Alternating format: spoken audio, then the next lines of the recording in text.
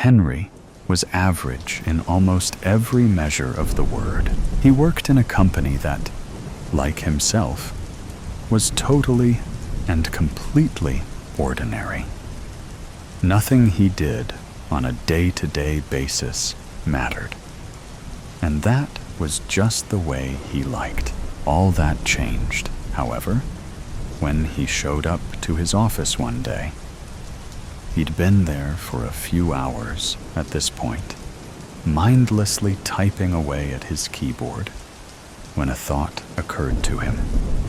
Why had it been so quiet? Now, usually, he was the first one to the office and quickly settled into his desk. He would close the door and get lost in a sea of numbers and words. Still, though, Henry would always hear some chatter from behind his door. Maybe the beep of the copier or the laugh of a joke. Never had it been utterly silent like this. Henry tried to get out of his mind. He tried to continue with his work. Henry continued typing. Usually, his work soothed Henry. But now, a growing sense of uneasiness filled him. Somehow, he knew that if he stopped working and dared to open his office door, everything he loved about his life would come to an end suddenly and horrifically. Henry continued typing. Henry knew that he couldn't keep mindlessly typing at his keyboard. So, he decided to get up and investigate what was happening. Henry continued typing. It appeared that Henry didn't want to follow the laid-out structure of the story. Perhaps he thought that if he kept typing and doing his work, all this wouldn't be happening. Ah, that's the spirit, Henry. Bravo. You figured it out. Well done. But seriously, don't you think it's time to face the inevitable and open the door? Henry continued typing. All right, you win, Henry. I'll leave you alone now and let you live out the rest of your life in ignorant bliss. Goodbye, Henry. Henry paused and stood up. He walked over to his door and opened it slowly. Henry couldn't pretend to keep working any longer. He walked over to his door and tossed the door open, as if to say, I don't fear the situation I am currently in. In fact, I am Henry, and I laugh in the face of danger. The door slammed against the wall and revealed an empty office. The brave protagonist decided to get to the bottom of this. Henry walked carefully out of his office. Then, he walked down a hallway and stopped at a set of stairs. The left set went up, and the right set went down. Upon coming to a set of stairs, Henry took the one on his left. Henry paused for a moment before heading down the right set of stairs. For some reason, beyond all common sense, Henry decided to take the stairs on the right. He surely knew that there was nothing at the bottom of those as he descended each step. After all, he'd been an employee at the company for, I don't honestly know how long. My, how embarrassing. Well, let's say longer than a year and less than 100 years. Yes, I'm quite happy we've come to an agreement. Henry reached the bottom of the stairs. He looked around and saw nothing there except for a bucket. He walked over and picked up the bucket, then headed back up the stairs. Ah, yes, the bucket. Quite a crucial piece of the story. I'm glad you spent all that time walking to the bottom of the stairs for a bucket. Henry made his way to the original fork in the stairs and went up this time. An eerie feeling began to creep into Henry. He hoped that maybe he had just missed a memo and everyone was in an early morning meeting. They were rare, but did happen from time to time. Once he reached the top of the stairs, he walked through an open door and into the meeting room. Henry clutched at the bucket dearly. The bucket was a soothing presence for Henry and comforted him. He needed every bit of comfort he could manage because the meeting room was completely empty. Not a sign of life, except for half a box of donuts from the day before. Henry quickly walked through the room and into the hallway. After a short while, he came to 3 closed doors. On the left was a red door. In the middle was a purple door. On the right was a green door with a sign on the front that read, "Do not enter unless you wish to be fired." Henry knew he should enter the door on the right because that was his boss's office. If someone knew what was happening, it would be his boss. He would have to risk the chance of being fired. Henry walked over to the red door and turned the handle. He pulled on the door. It rattled, but didn't open. Without a second doubt, Henry knew he should go his boss's office. So he entered the door on his right, the green door. Henry walked over to the purple door and turned the handle, then pulled on the door. It rattled, but didn't open. Ahem. Perhaps I wasn't clear. Henry walked over to the green door and walked inside his boss's office. Does nobody have respect for a good story anymore? It's a good thing I remembered to lock those doors. Henry opened the green door and walked inside.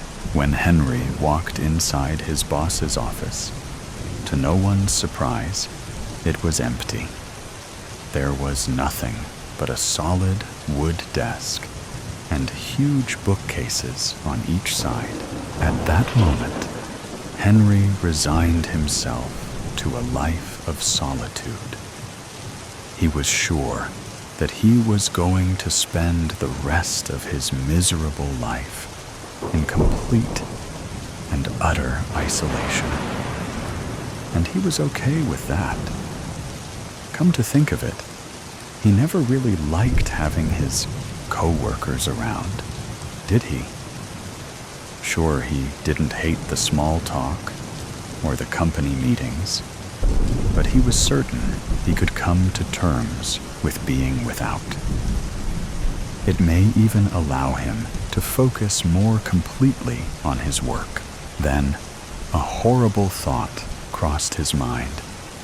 How would he work if there was no one to send his completed documents to? Truly a tough one. That's it. Henry will be the worker and the boss. Yes, that's genius. This way, he can continue to play out his mundane life and find some semblance of happiness. Well, I guess that's it then. Henry spent the rest of his time working away at his desk, while occasionally walking up the stairs and approving all his glorious work. Henry really was a superb and hard-working employee. Henry still stood in his boss's office. He stared at a big red button that said, "Do not touch," in big letters. He walked over to it and pressed it. Oh, Henry, what did you think would happen when you pressed the button?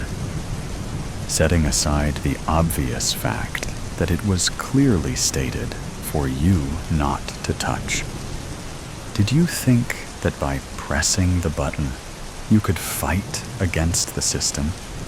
Fight against your fate? Fight against me? Ha ha ha. I applaud your resilience, Henry. Truly. Henry pressed the button again. Okay. This is starting to get pathetic now, Henry. How about you just head back to your office, and we'll go with the ending I already planned out for you.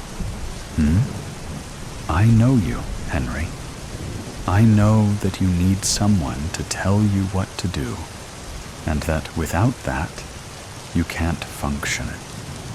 So, I am telling you now, Henry, to turn around and go to your office and get back to work. Henry pressed the button again. The building shook, and Henry had to brace himself to avoid falling over. Henry, why did you do that? Didn't I just give you a direct order? If you press that button again, Henry pressed the button again. The building shook more violently this time. It shook until Henry felt like he might pass out. Then it all stopped at once. Henry waited, bucket firmly in hand, for a long time in that office. Henry waited until he felt like it was long enough. Finally, there was no one telling him what he should think or how he should act. It was a freeing sensation, but also a deeply disturbing one. Perhaps he would have been better off blindly listening to that voice, but it was too late to second-guess himself now. So, he turned around and headed back to his office. Henry looked down at his watch. Almost time for lunch. The angst of Antilla. Tell me the truth. Where are you from? Yannick roared, leader of the Goobies, a notorious nomadic southern desert clan. In his teepee kneeled a young woman bound by the ankles and wrists. She wore a dirty, white satin tunic and breeches. Her brunette hair escaped from under her sand-dusted headscarf. Around her tired eyes, a darkened mixture of sand and sweat stuck to her skin. Other than that, the rest of her face remained untouched. Inside the teepee stood a few wooden chests and a bed of dried rushes wrapped in linen. A lantern sat next to the bed, and about 4 woven rugs covered the desert floor. A leather bag lay across the floor, next to the woman. Through the crack of the entrance, stars could be seen, twinkling in the inky darkness of the desert sky, stretching out towards the far horizon. A slight chill wisped its way inside and curled around the room. Besides the faint talk of those in the surrounding tents, only the crackle of the rushes burning in the lantern could be heard. I've said too much, the woman murmured. Yannick slapped her across the face. Her head snapped sideways, the red sting blooming across her cheek. Slowly, she turned back to face Yannick, trembling with rage. She glared at him, her blazing eyes drilling unsettlingly into his soul. Yannick took a step back. The wrinkles on his forehead loosened as frustration turned to shock. "No way. This can't be," he whispered, feeling his stomach drop. He lowered to one knee to face her. He had to confirm what he was seeing. He let out a sharp sigh of disbelief. His eyes weren't fooling him. "How?" he asked her. She continued to shoot daggers at him, remaining quiet. "How?" he repeated. "How what?" she spat. "Amber." Your eyes turned amber. She broke eye contact with Yannick and stared blankly at the reed-woven floor. Her eyes flickered back to a deep shade of brown. Yannick shuddered as he felt a sudden chill leave his bones. "Tell me I'm wrong when I say that you're from Antilla," Yannick said, holding his breath. The woman shut her eyes and sighed. "Tell me!" he roared impatiently. She looked up at him again, amber flickering faintly through her pupils. A coldness instantly rushed over him again. "You're not wrong. I am from Antilla," Yannick exhaled sharply, falling backwards to sit on the floor. He crossed his legs and ran one hand through his hair. "H, how is it possible? How did you survive?" he questioned in a softer tone. "Untie me, then I'll tell you," she hissed, her menacing amber gaze burning into Yannick. "You have some nerve. Then let my secrets remain untold," she jeered, narrowing her eyes. Her lip curled slightly. Yannick scoffed before getting up. He walked over to her leather bag and threw it angrily behind him, out of the woman's reach. He reached down, lifted the end of his robe, and took a sharp dagger from a tight piece of cloth wrapped around his ankle. He kneeled behind the woman and started to cut away at her restraints. She rolled her shoulders and stretched her neck the moment she was free.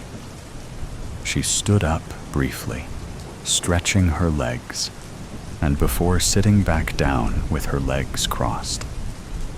Yannick kept his eyes locked on her, dagger in hand, before he sat down again. "Thank you," she said, with a slight nod. "I will tell you how I managed to make it out alive from Antilla. But it will not help you, nor will it bring any peace to this situation. It will only quench your curiosity." "A favor for a favor," Yannick said, twisting his knife from the blade's tip. "Very well." The woman dug deep into her mind to try to resurface the day she made it out of Antilla. The memories came flooding back in an instant. "Tonight, a distant star will die. It will explode into blues and pinks and purples," Kira said, bursting with excitement. "And how do you know this?" I said, crossing my arms. Kira had a vivid imagination. We never knew if what she was saying was fact or something she had created in her head. "Next to the North Star last night, I noticed one of the stars getting dimmer and dimmer until it disappeared. It was always there. I had it plotted on my star map. I waited for a long time, but it never came back. This lines up with the legend of Nara, Thomas interrupted. The legend that described Nara Envith witnessing the night sky, illuminating in an unfathomable display. The disappearance of a star followed by a cascade of colors, painting the night sky. Thomas leaned against one of the cobblestone walls of a side street in the market square of Antilla. The three teens were hidden in a corner of the square, watching the passers-by. The city was bustling with Antillian traders and foreign folk. Horses with small wooden carts clicked along the uneven cobblestone roads surrounding the square. The stalls were propped up in the center, interested customers weaving their way in and out of them.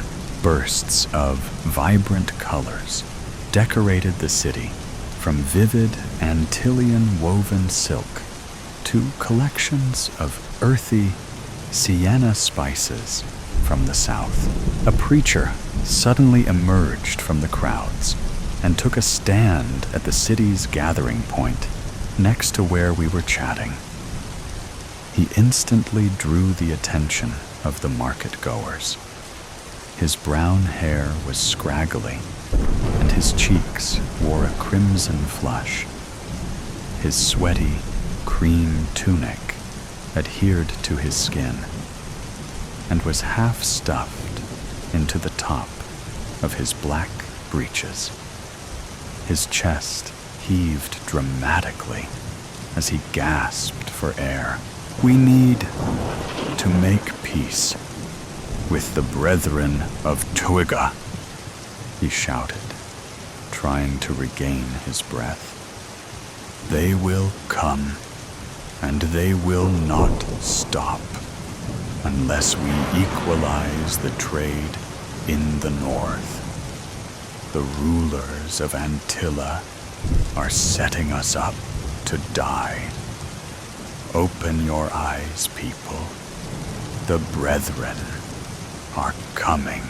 The city guards swiftly appeared and hauled the man off the gathering point. A few of his passionate followers preached behind him, throwing their fists in the air in frustration as he was dragged away into the teeming crowds. Quickly, a bard stood up, seizing the unoccupied podium, curating songs of mockery about the preacher. He quickly gained a laughing audience. "Well, do you want to join me on my search tonight?" Kira toothily smiled, oblivious to the scenes around her. Thomas and I exchanged looks. We knew that meant camping on the roof of her steading till early hours of the morning in the freezing cold. "It's a bit chilly, don't you think, Priscilla?" Thomas asked, raising his eyebrows. I agree. Besides, my parents would not appreciate it if I were to fall ill." I get it, Kira grumbled. "But just know that you are missing the chance to watch a legend be reborn. The legend of Kira." Thomas and I rolled our eyes. We spent some time browsing the market stalls for any interesting items we could buy with our measly 5 silver coins. To our avail, we found nothing. Once the vendors began disassembling their stalls, we headed home for dinner. The foreign merchants made their way to their respective inns, weary from the long day. The concealed stars slowly emerged into the darkened sky, and a cold air settled over the city. Merchants drank into the early hours, while children drifted to sleep. wrapped in woolen blankets. I woke up to the frantic banging of Kira's mother on our front door in the dark of night. "Hurry! Hurry! Wake up!" she screamed. My dad rushed to the door. My mother's footsteps could be heard running to the kitchen. In the background, I could hear the petrified voice of Kira's mother explaining to my father, "The brethren are coming."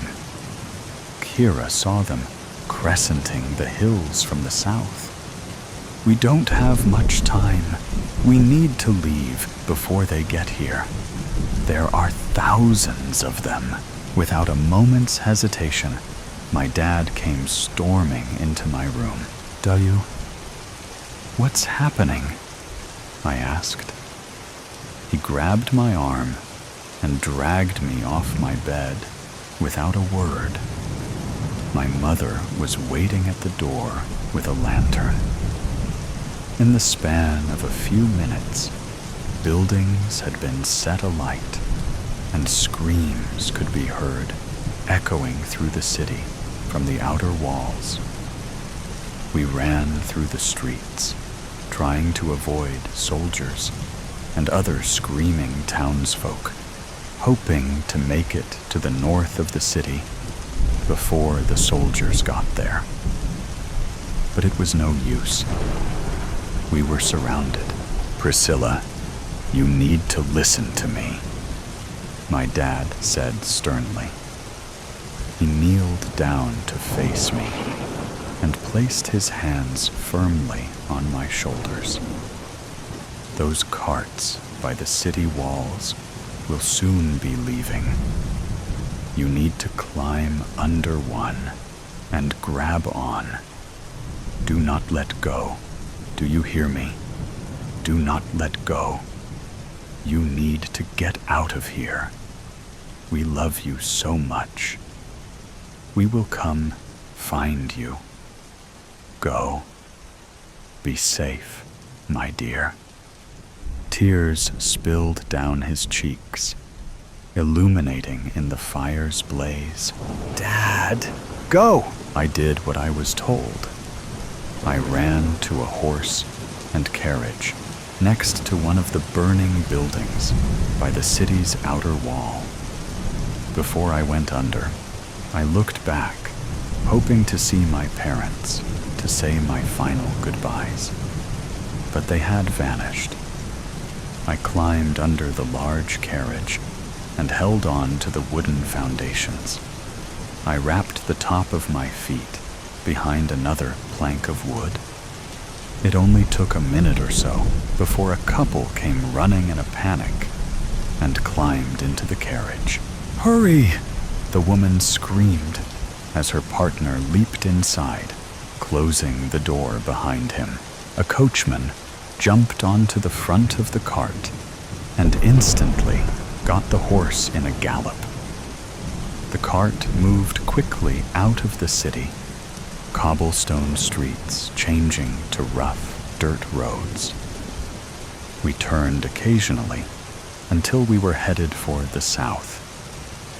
As we moved further away, the stillness of the cold, airy night echoed the distant, muffled screams escaping from Antilla. Tears slipped down my cheeks, but a cry could not form. I didn't know if I would ever see my family or friends again. My whole world had changed in a heartbeat. My thoughts were suddenly interrupted by the jolt of the cart coming to a stop. I heard the neigh of a distant horse and footsteps approaching the carriage. There was a sudden gurgling as the swish of an arrow flew through the air. There was a splintering of wood, and a sudden force pushed the carriage backwards. The coachman's horse neighed, its nostrils flaring as it pulled against its reins, hooves scraping against the ground. The The footsteps neared the cart until I could see the feet of what I could only guess was a soldier. The soldier walked to the carriage door and swung it open. Those inside screamed in fear before the man silenced their petrified cries with a pierce of a sword. The blood in their throats gurgled and spluttered for a few seconds, their bodies jerking and flailing in the carriage before they fell still. My lungs screamed for air. My heart was racing in my chest. The soldier dragged the bodies out of the cart and threw them on the ground with a thump. Their heads bounced off the soil. Two sets of lifeless eyes stared blankly at me from the dirt floor.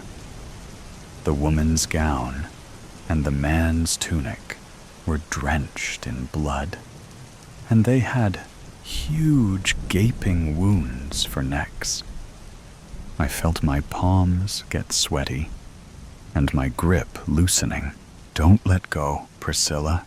Don't let go," I told myself. I felt a sudden heat and heard a crackle of wood. The carriage had been set alight. I turned my head frantically, trying to find the feet of the murderer. Instead, 4 hooves galloped alongside the carriage and headed in the direction of Antilla. I wanted to wait until I couldn't hear the thunder of hooves anymore before letting go. Instead, the fumes of burning wood engulfed my lungs, and the hiss of flames dancing in the wind deafened the soldier's departure. The fire closed under the carriage. The sweat on my hands was as slippery as oil. My body burned, sweat grabbing onto my hair and the fabric of my clothes. The roaring flames licked off my exposed skin as they surrounded me. It was then I let go. I scurried out from under the carriage, staying low. I looked cautiously around, but saw nothing. I carefully moved away from the cart, pulling myself along the ground with my forearms and pushing myself with my feet. My heart pounded in my chest. I had to keep going. I had to be brave. A forest lay ahead. Through the mud and reeds, I finally made it to where the grass met the tree line. I got up on one knee, attempting to stay low, wiping the sweat from my forehead on my ashy linen shirt. I tried to regain my breath. I looked back at Antilla, the burning carriage collapsing in the corner of my eye. The city was being swallowed by the fire. I could make out hundreds upon thousands of more soldiers marching their way to the stone walls of my city. Their huge war band stretched into the distance, further than the eye could see.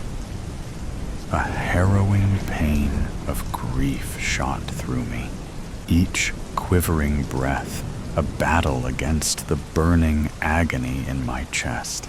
Before I could process anything, the sound of soldiers on horses re-emerged from my left.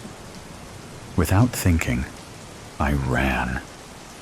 I ran into the forest, never looking back. I had lost everything that day. There has ever been a more notorious massacre than the massacre of Antilla. There were no survivors, except for me. Yanuk shook his head in disbelief. "Are you ready?" he asked. For what? Yannick stood up and outstretched his hand. To regain the north. Priscilla blinked at him in bewilderment. They did not only steal Antilla.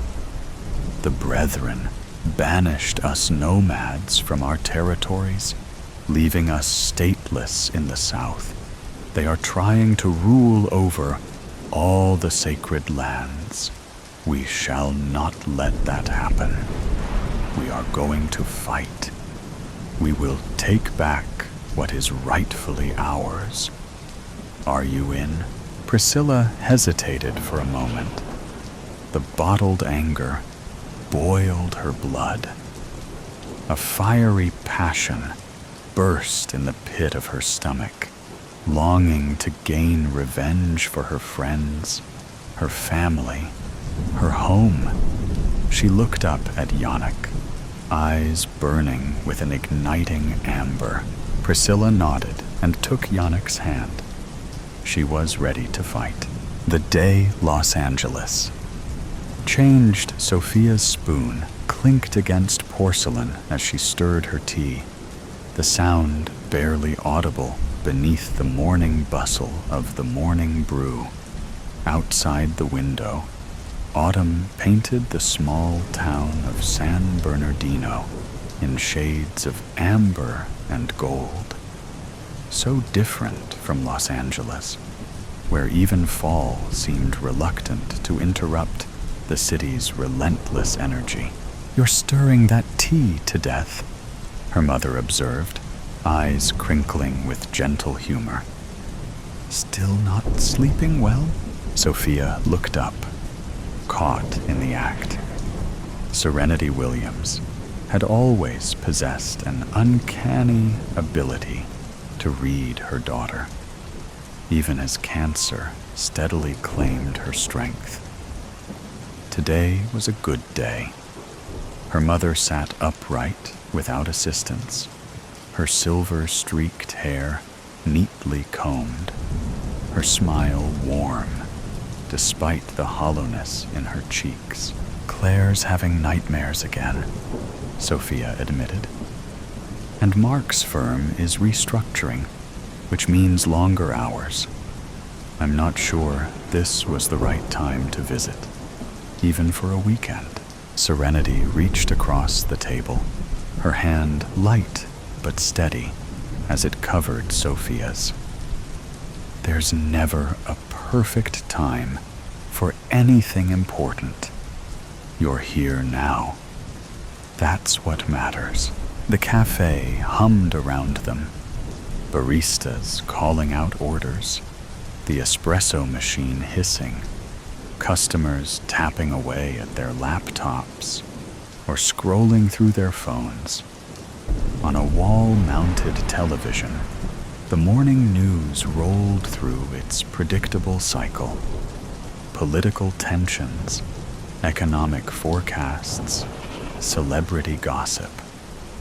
The scent of fresh coffee and baked goods wrapped around them like a familiar blanket. Tell me more about Claire's school play, Serenity prompted, taking a careful sip from her cup. You said she landed the lead role? Sophia's face brightened. She's playing Dorothy in The Wizard of Oz. You should see her practicing Somewhere Over the Rainbow around the house. Mark recorded her last rehearsal. I can show you. Her words trailed off as the cafe's television caught her attention. The news had switched to a traffic helicopter shot over Los Angeles. A routine segment showing the morning gridlock. The reporter's voice carried over footage of the 405 freeway, mentioning construction delays near Westwood, where Mark worked. Expect those delays to continue through the afternoon rush hour. Alternative routes are advised for.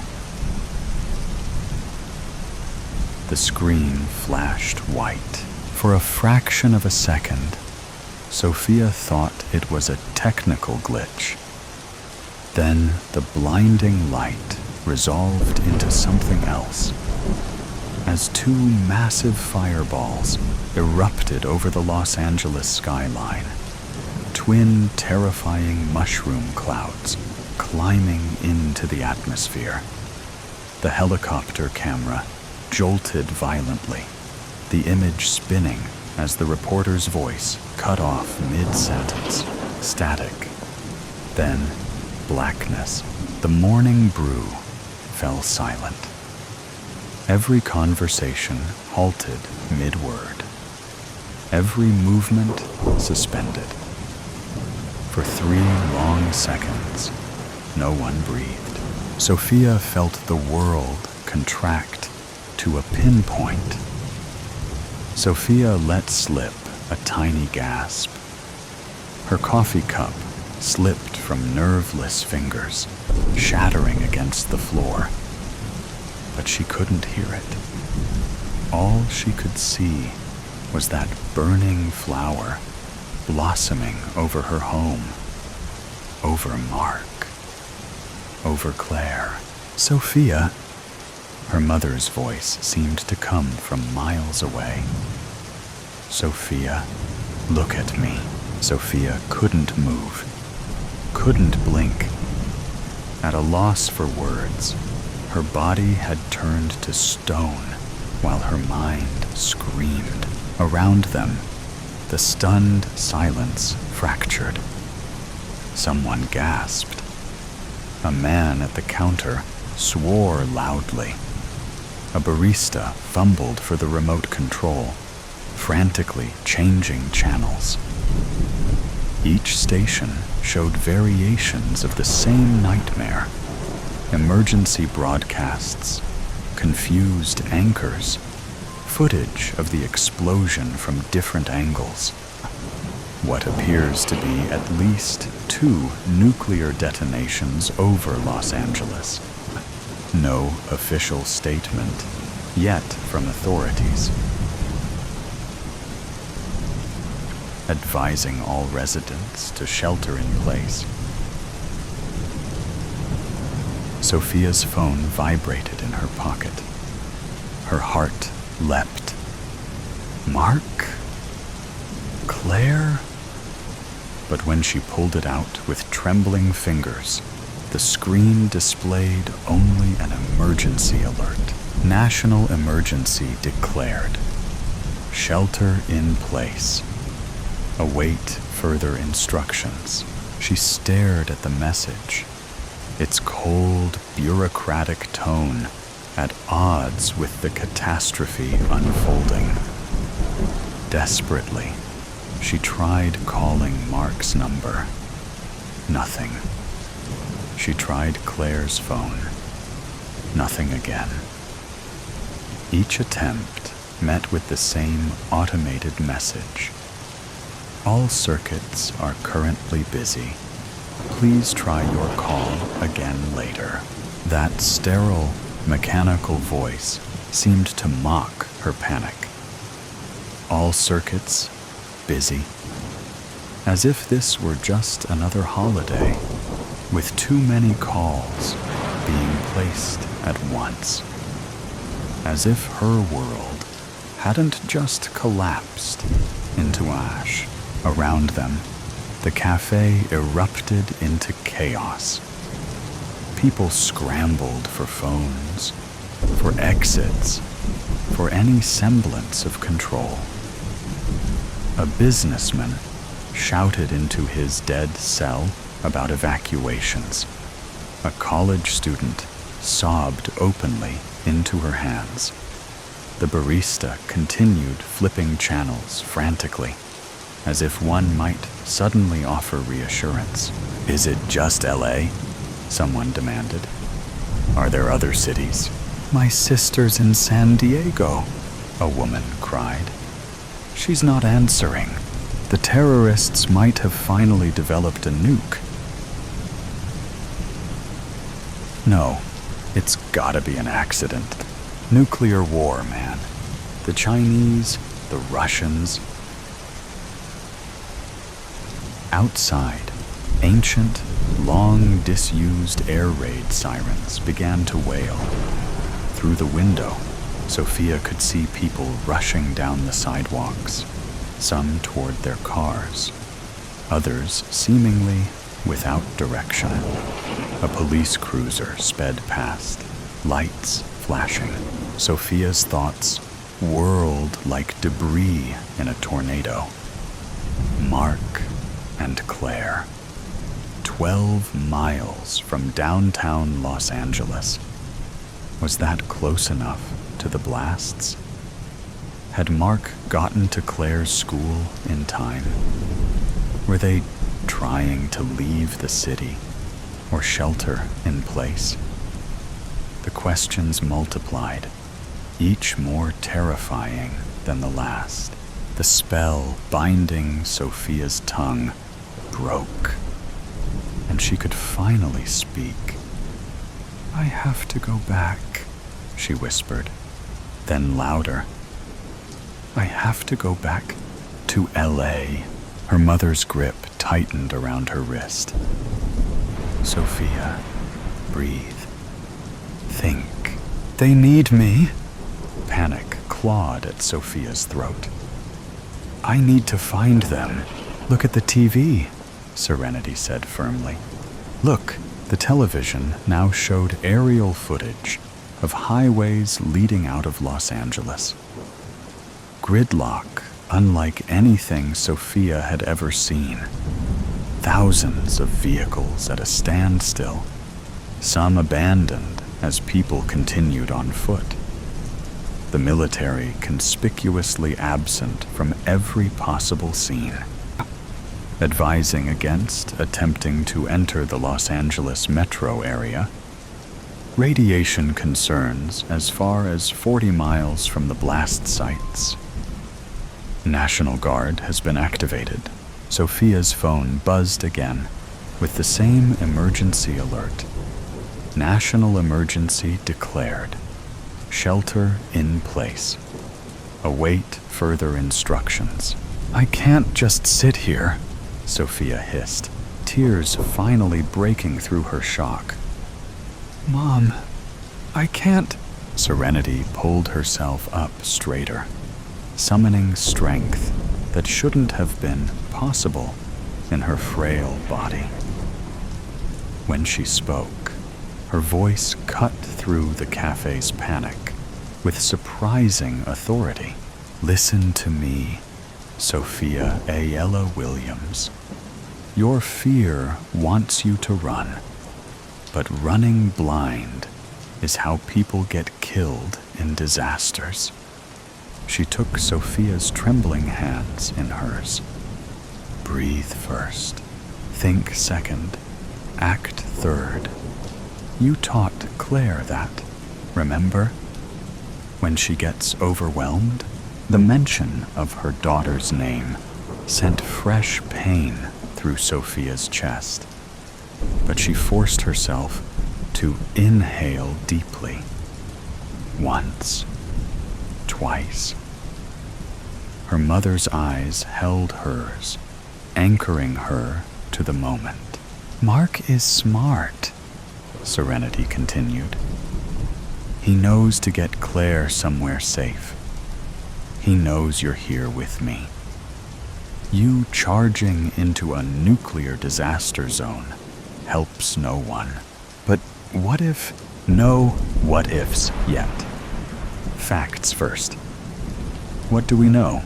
Despite herself, Sophia felt her analytical mind begin to engage. There were 2 explosions over Los Angeles. People were leaving the city, but the military does not seem to be reacting yet. There looked like a massive area of LA leveled by the explosion. Good. What else? Roads are jammed. The military will soon be blocking entry. There might be radiation. The reality of that word hit her anew, and she swallowed hard. Communications are overloaded, with everyone trying to check on their loved ones. The news cut to a press briefing where the perky smile of the blonde, blue-eyed, and comely presidential press secretary, incongruent to the chaos erupting, confirmed what everyone already knew. 2 nuclear devices had detonated over Los Angeles. Origin unknown. Casualty estimates pending. Military response underway. The potential for additional attacks could not be ruled out.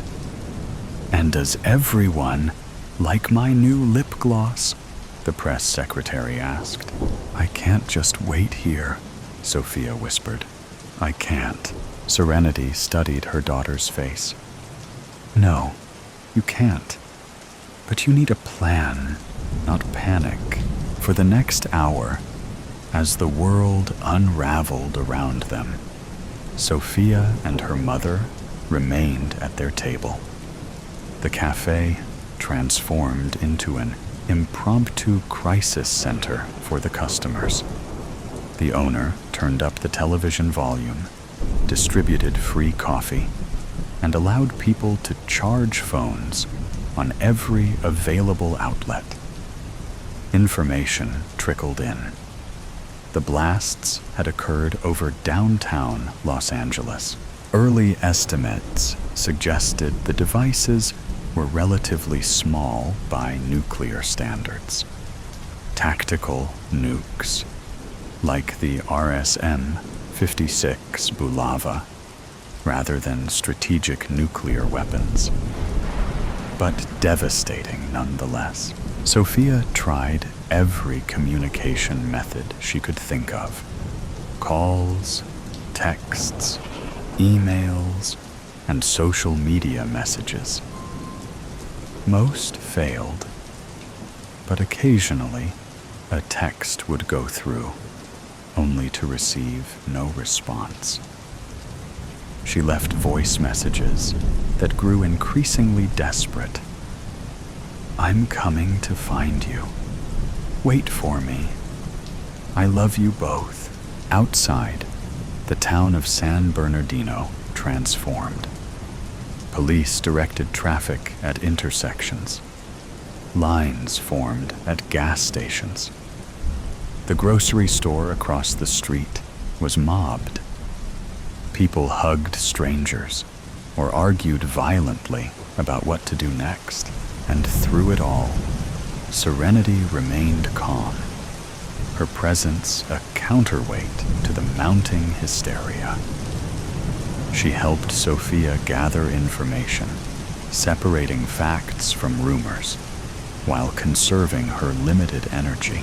"The radiation reports are mixed," Sophia noted, scanning emergency updates on her tablet. "Some areas might be relatively safe, especially with proper precautions. And Mark knows this," Serenity reminded her. "He'll get Claire to safety if he can." If he can. The words hung between them, unaddressed. By mid-afternoon, Sophia had made her decision. She would return to Los Angeles, not in blind panic, but with purpose and preparation.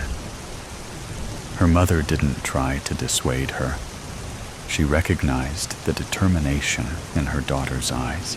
"I'll be back for you," Sophia promised, as she prepared to leave. "Once I find them, we'll all come back here." Serenity smiled sadly. "I know you will."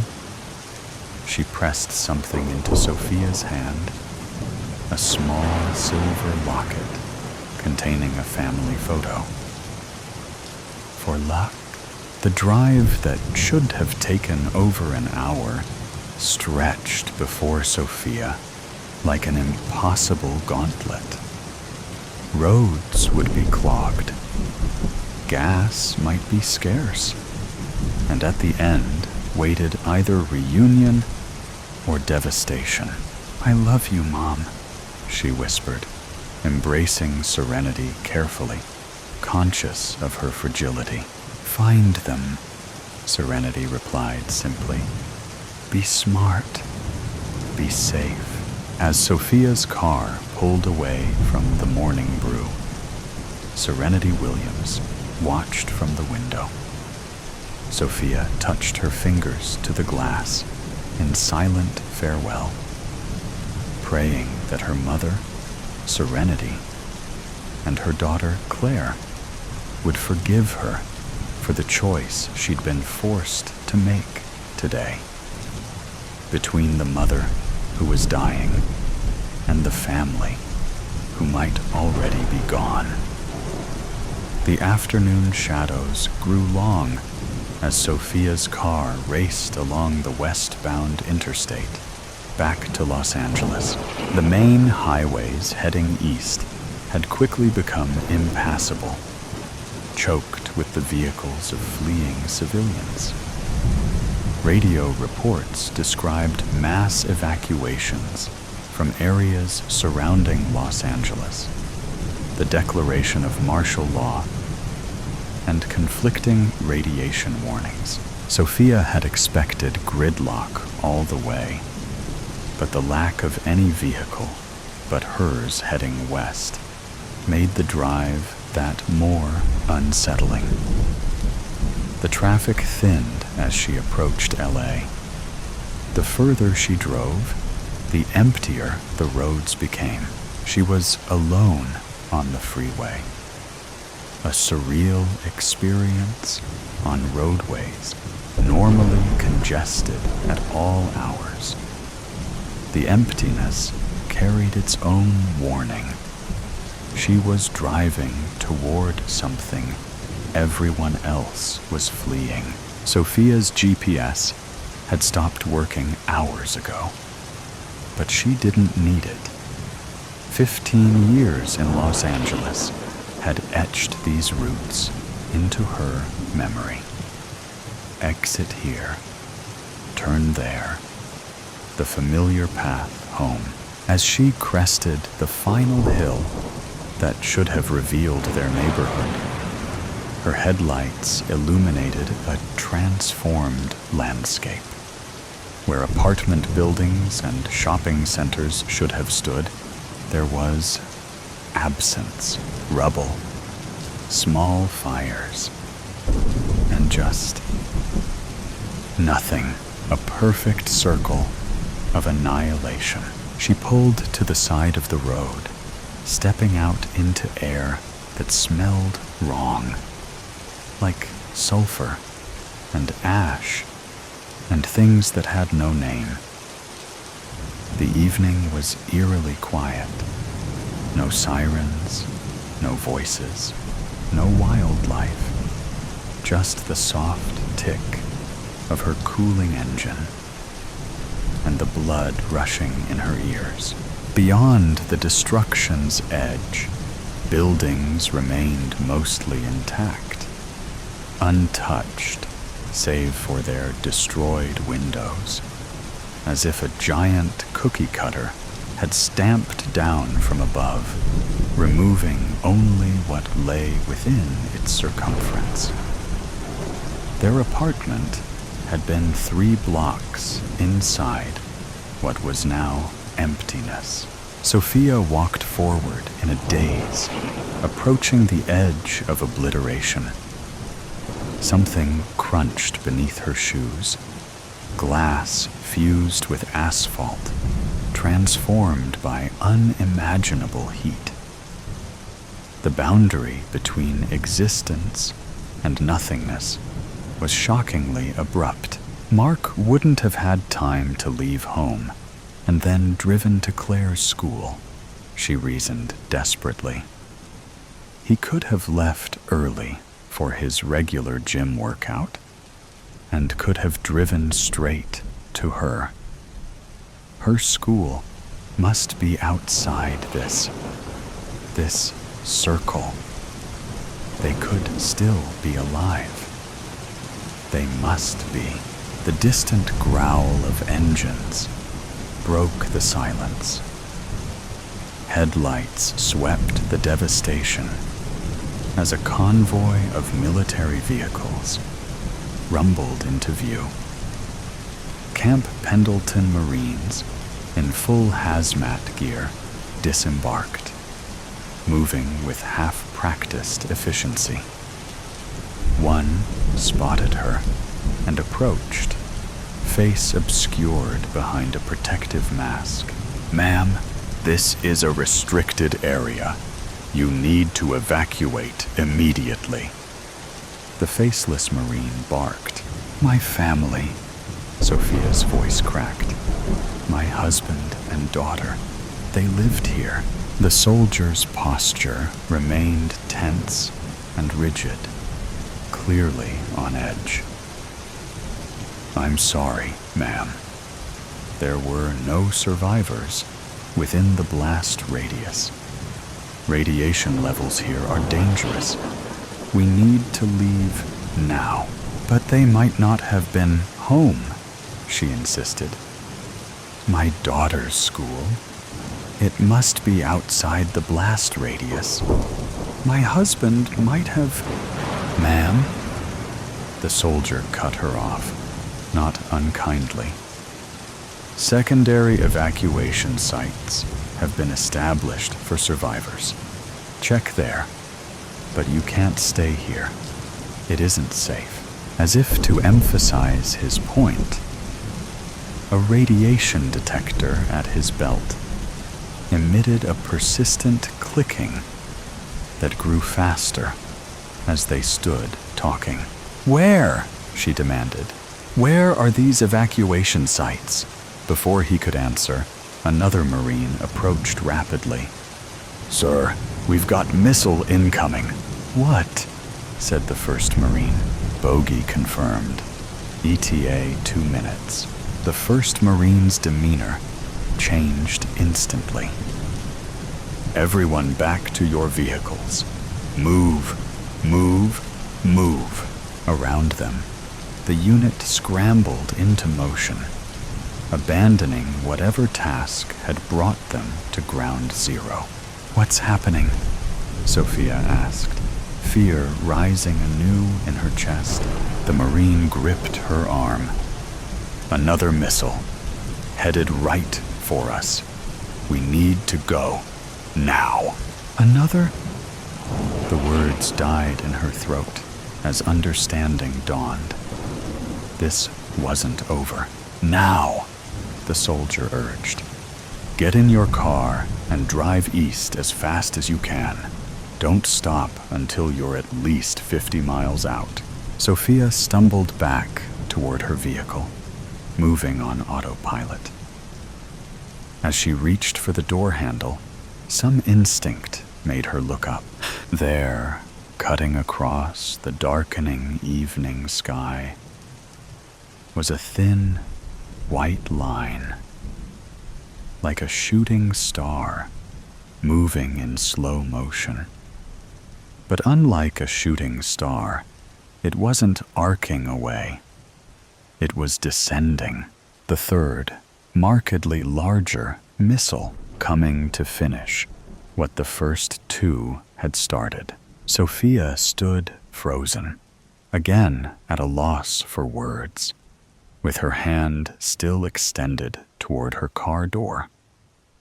The Marine shouted something at her, but his words were lost in the strange silence that had enveloped her consciousness.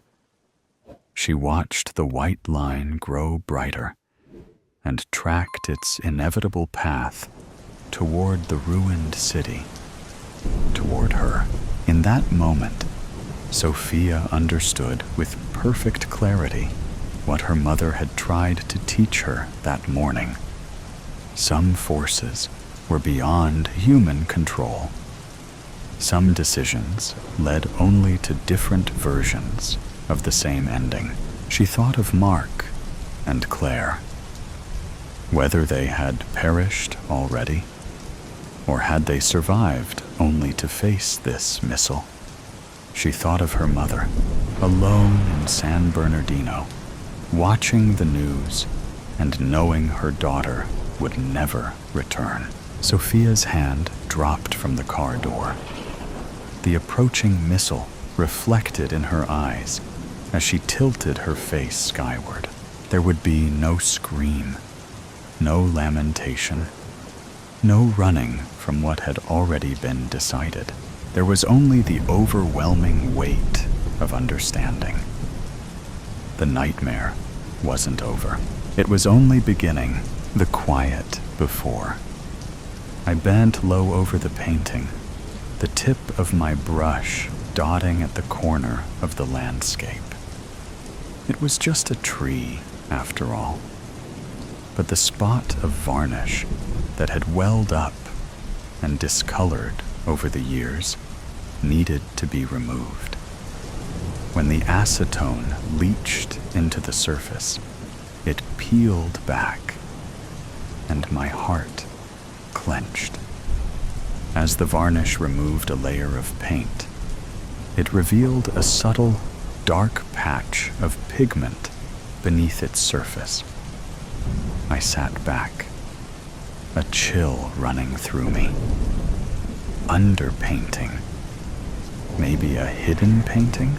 I held my breath and stripped off my rubber gloves as I leaned back from the canvas. The visible image was a simple landscape, rolling hills and a few meandering roads, the colors muted by age and dust. The sky was a washed-out blue, and the trees on the horizon seemed too far off to be of much importance. It was nothing special, but that was never the point. What mattered now was finding out what lay beneath. I put on fresh gloves and lifted the painting with care. The canvas felt heavier than it should have, and I walked slowly over to the imaging lab.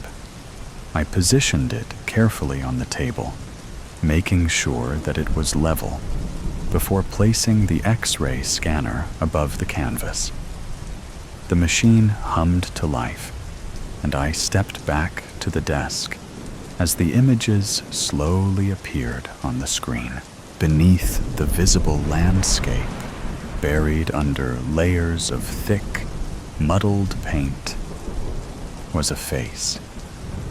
It was likely a woman, as I could see brush strokes of long hair curling around her face beneath the layers. The image was ghostly, faint, and slightly blurred, but unmistakable. A portrait. The faint outline of her features, her eyes staring somewhere just beyond the frame, sent a shiver through me. She was there, just beneath the surface. I didn't need to look at the X-ray again. I'd seen enough. I grabbed my phone and quickly searched for the artist's name. It was barely anything, just some obscure mentions in art journals, but something about it felt wrong. There had to be more. I spent the next few days buried in the archives. The museum had extensive access to resources on all sorts of artists, but the painting's creator remained elusive. There was nothing concrete about him, just scraps of details on a man who seemed as obscure in life as he was in death.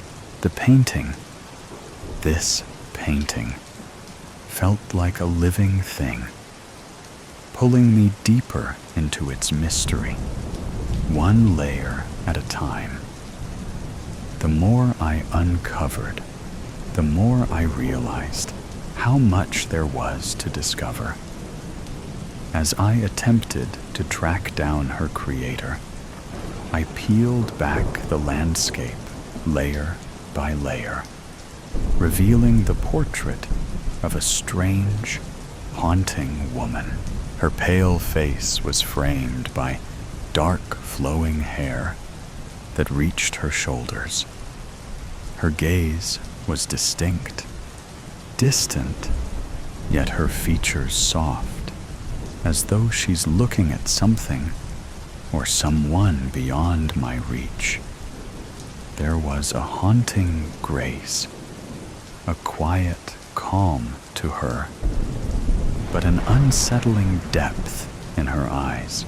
The light in the portrait was soft and diffused, casting a faint glow on her skin and creating gentle shadows under her cheekbones, giving her face an almost ethereal quality. She sat as though she is regal, with a slender curve to her neck, though her pose was rigid and upright. Her gown looked heavy and richly textured, and almost blurred into the darker background.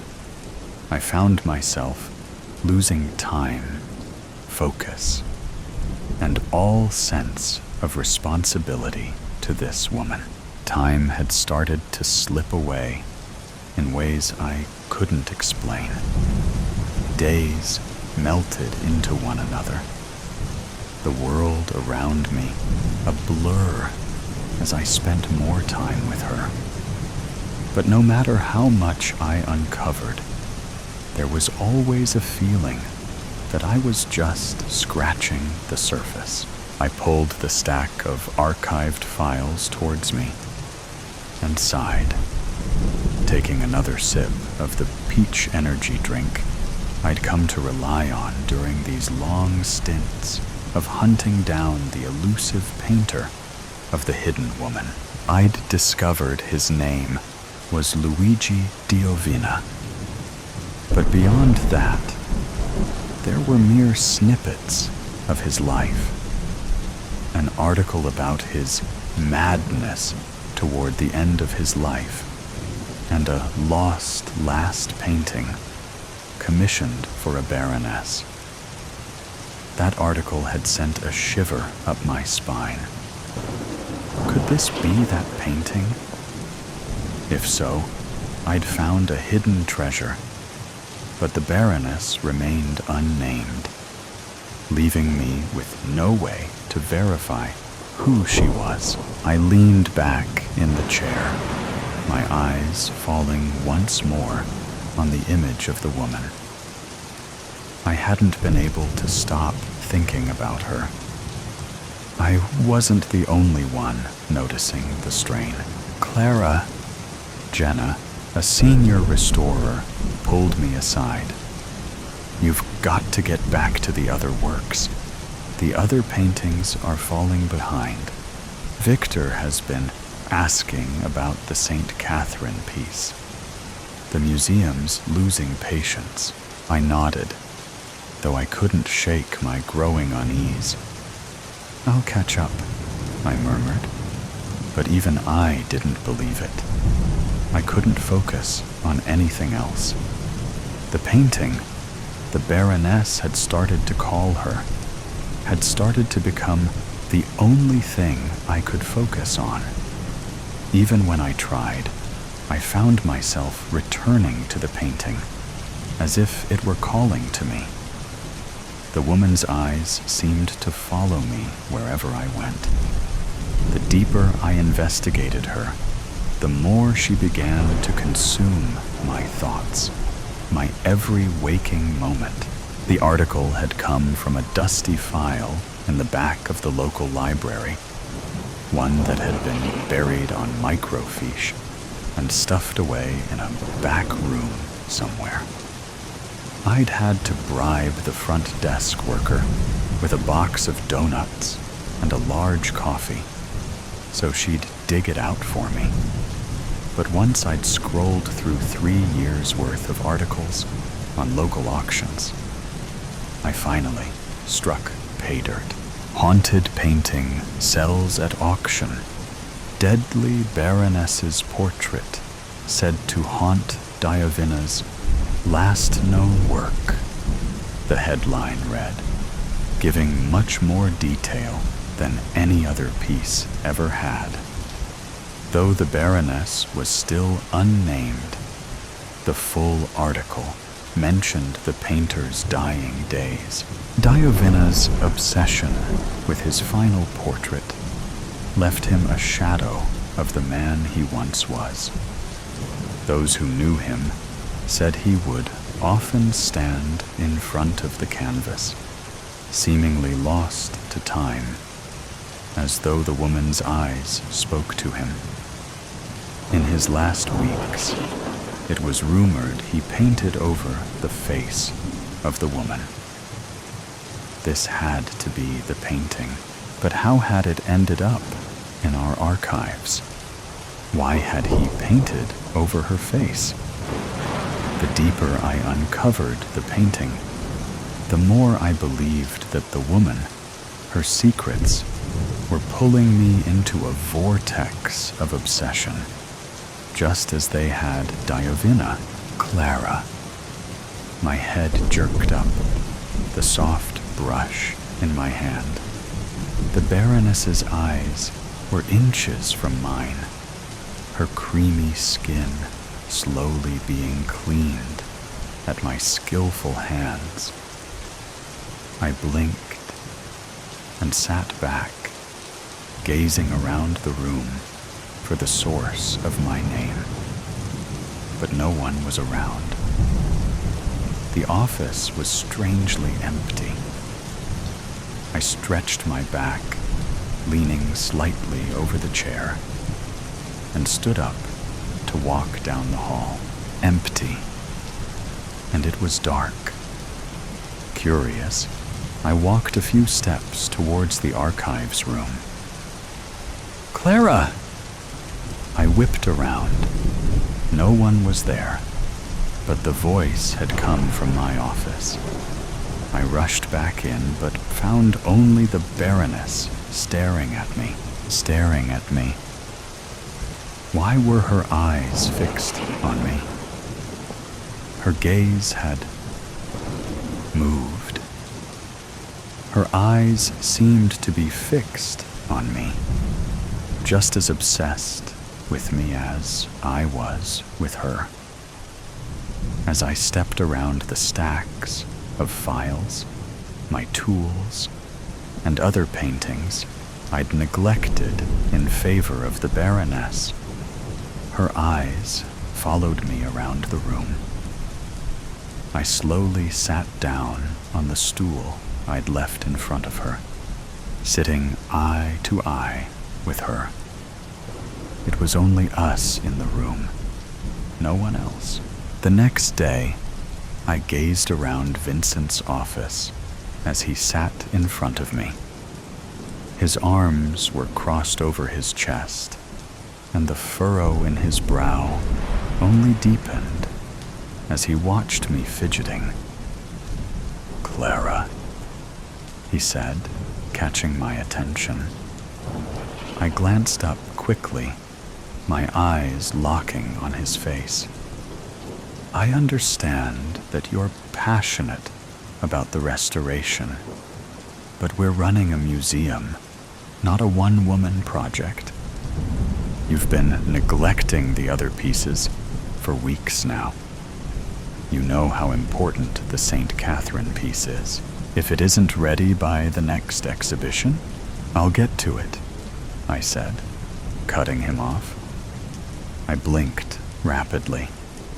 The St. Catherine piece was complex, but it was just a cleaning job, and since I didn't need to paint anything, I'd be able to finish it quickly. Clara?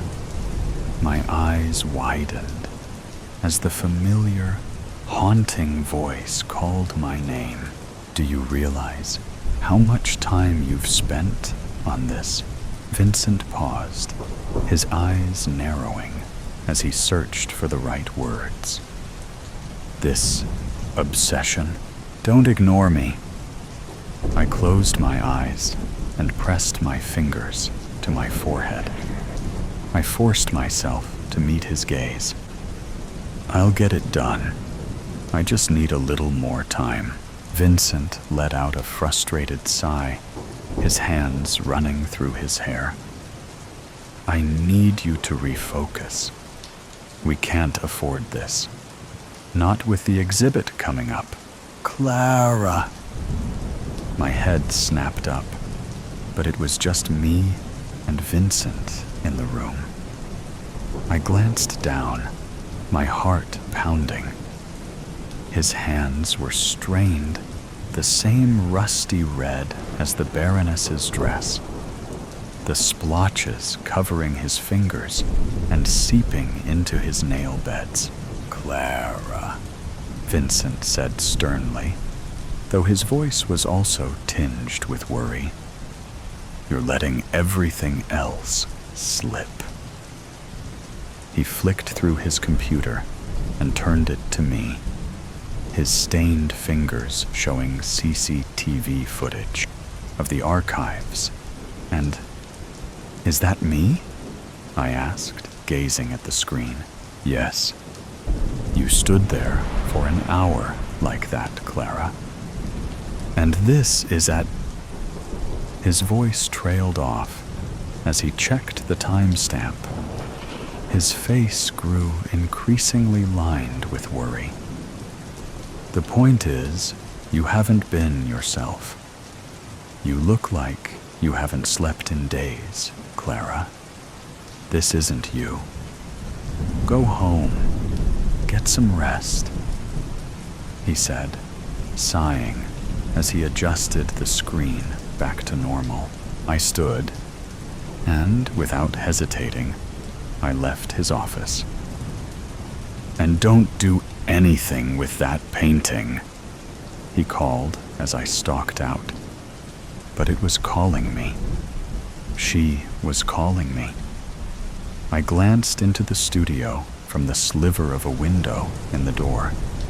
Through the frosted glass, I could see a distorted view of the painting sitting on an easel at my workstation. I could see her outline, the delicate slope of her neck, and the blood red of her robes. Suddenly, a shadowy figure moved across the threshold of my door, and I jumped back, startled. I hesitated, struck by fear. Not that someone had broken into my office, but that someone was going to take the Baroness from me. I turned the doorknob, but of course, I'd locked it, and I could see her right there. She was right there. A chill swept through me, and I shivered, closing my eyes as I dropped my hand from the door. When I got home, I was a little shocked to see Ethan on the couch, anxiously texting people. "You're home?" I said, dropping my keys and messenger bag by the door and taking off my coat.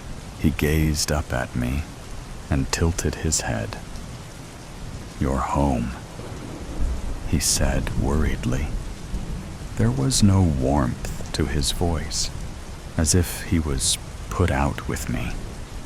I furrowed my brow. "Yeah, Vincent sent me home early, said I looked tired." "What, early?" "It's 9 p.m., Clara," Ethan said, putting his phone down. I blinked and looked out the window, my stomach clenching. He stood up, moving over to me as he noted the look of confusion on my face. "What's going on, Clara?" he asked quietly. He reached out to rest his hand on the small of my back, but I pulled away, a feeling of overwhelming anxiety rolling through me. "Nothing. I can't." I shook my head and then glanced up at him. "I can't remember what I did." Vincent sent me home at 11? I said, my stomach twisting again. I leaned into the kitchen counter, holding it tightly. Ethan looked shocked, his lips parting to calculate the math. Okay, it's fine. We'll figure it out. You've just been stressed with the exhibition coming up, and all the work, he said, rubbing my back gently. I shook my head, reaching for my bag and rifling through it. My fingers crossed over something cold and metallic. I furrowed my brow and pulled out the ring of archive keys. It jingled in my hand, and I closed my eyes, shaking my head. Why do you... Ethan began, but I cut him off. I must have just shoved them in my bag. It's fine, I said, taking a deep breath. I put the keys gently back into my bag and took out my phone again, checking the time. It's late. I'm late. I came home late. I'm just tired, I said slowly, rationalizing things to myself. Okay, do you want to just call it a night? Get some rest? Maybe a shower? Ethan asked. I saw his nose crinkle from the corner of my eye. Did I stink? My jaw twitched as I bit my cheek. Yeah? I nodded, but couldn't help the feeling that Diavina's Baroness had something to do with the loss of time. I closed my eyes, and Ethan brushed my hair back from my face. Okay, I said, pulling away from him. He looked sad, but didn't move towards me as I stalked off to our bedroom, my phone held loosely in my fist. I stepped into the hallway leading to our bedroom, the light from the kitchen spilling across the dark-toned wood behind me. As I stepped towards the darkened bedroom, I felt a drift, and my head felt heavy. I stopped at the doorway and lifted my head. My fingers paused on the light switch. The room glowed with the dull orange light from the street lamp that streamed through the curtains. It made for an eerie sort of atmosphere. But that's not why I paused. My eyes were locked on the full-length mirror across the room from me. Its glassy surface should reflect only the bed, maybe the edge of my body, not the full shadow that stood ominously facing me. I blinked, frozen in place as I stared at the shadow. It almost pulsated, its shoulders hunched. It wasn't exactly shapeless, but it didn't have any defining features. Still, it felt familiar in a way it shouldn't have been. My fingers twitched, brushing the edge of the light switch. I took a shaky breath. I flipped the switch, and the figure was gone as soon as light flooded the room. The mirror was empty. My chest clenched painfully, and I leaned against the door frame. Slowly, I flicked the light again. There she was, dominating the mirror, a black mass. But I knew her. I knew who she was. I flicked the light on again, and she was gone. But just as quickly, I flicked it off, and she was there, Panic rose like a bile in my throat. Distantly, as if underwater, I could hear Ethan calling to me, but his words were lost. Because the Baroness was calling me, her voice was rising in a screaming ring in my ears. I trembled with fear as I stepped towards the mirror, towards her. My mind fought my body as deep, panicky breaths burst from my chest.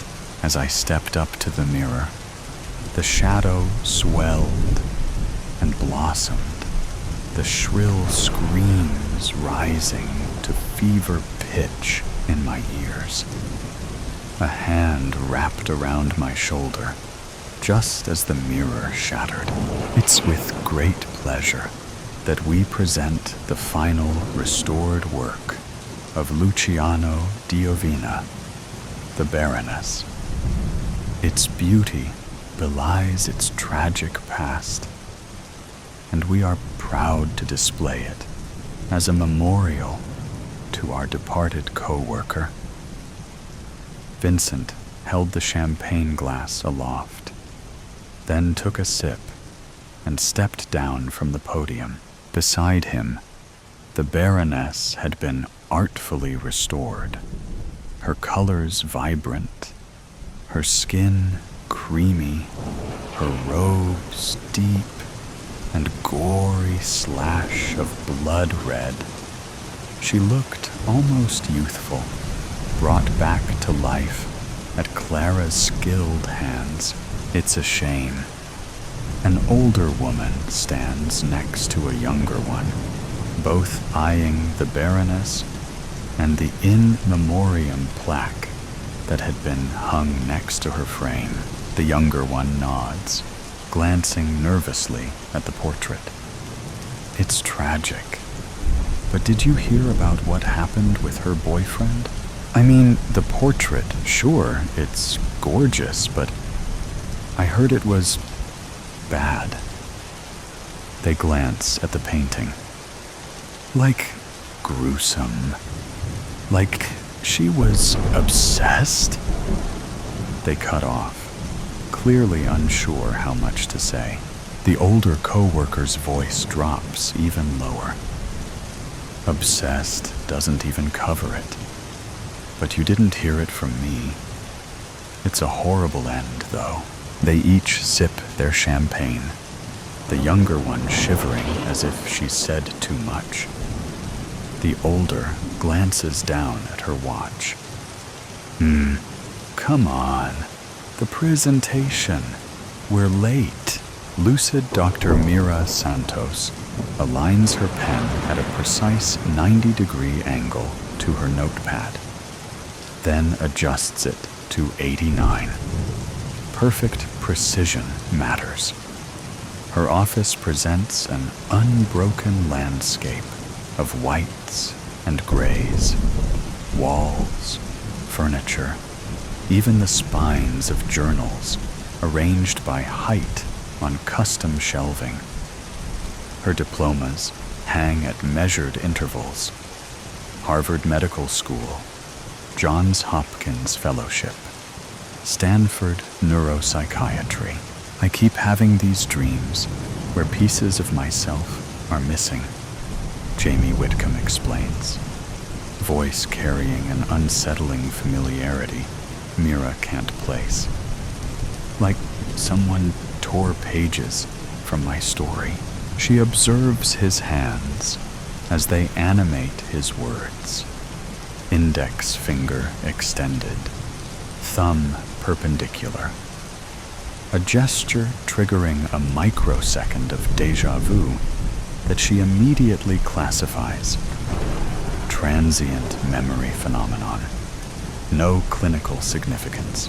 Perhaps we could explore these gaps through guided imagery, she suggests, noting the clock. 2:37.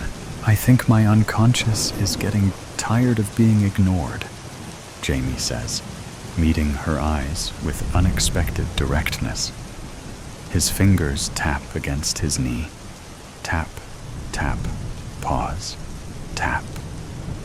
A rhythm that seems momentarily significant, then doesn't. You wrote something about this, actually. How the mind creates increasingly dramatic interventions when we persist in avoidance. Your work on trauma compartmentalization changed how I understand myself. Mira's hand pauses.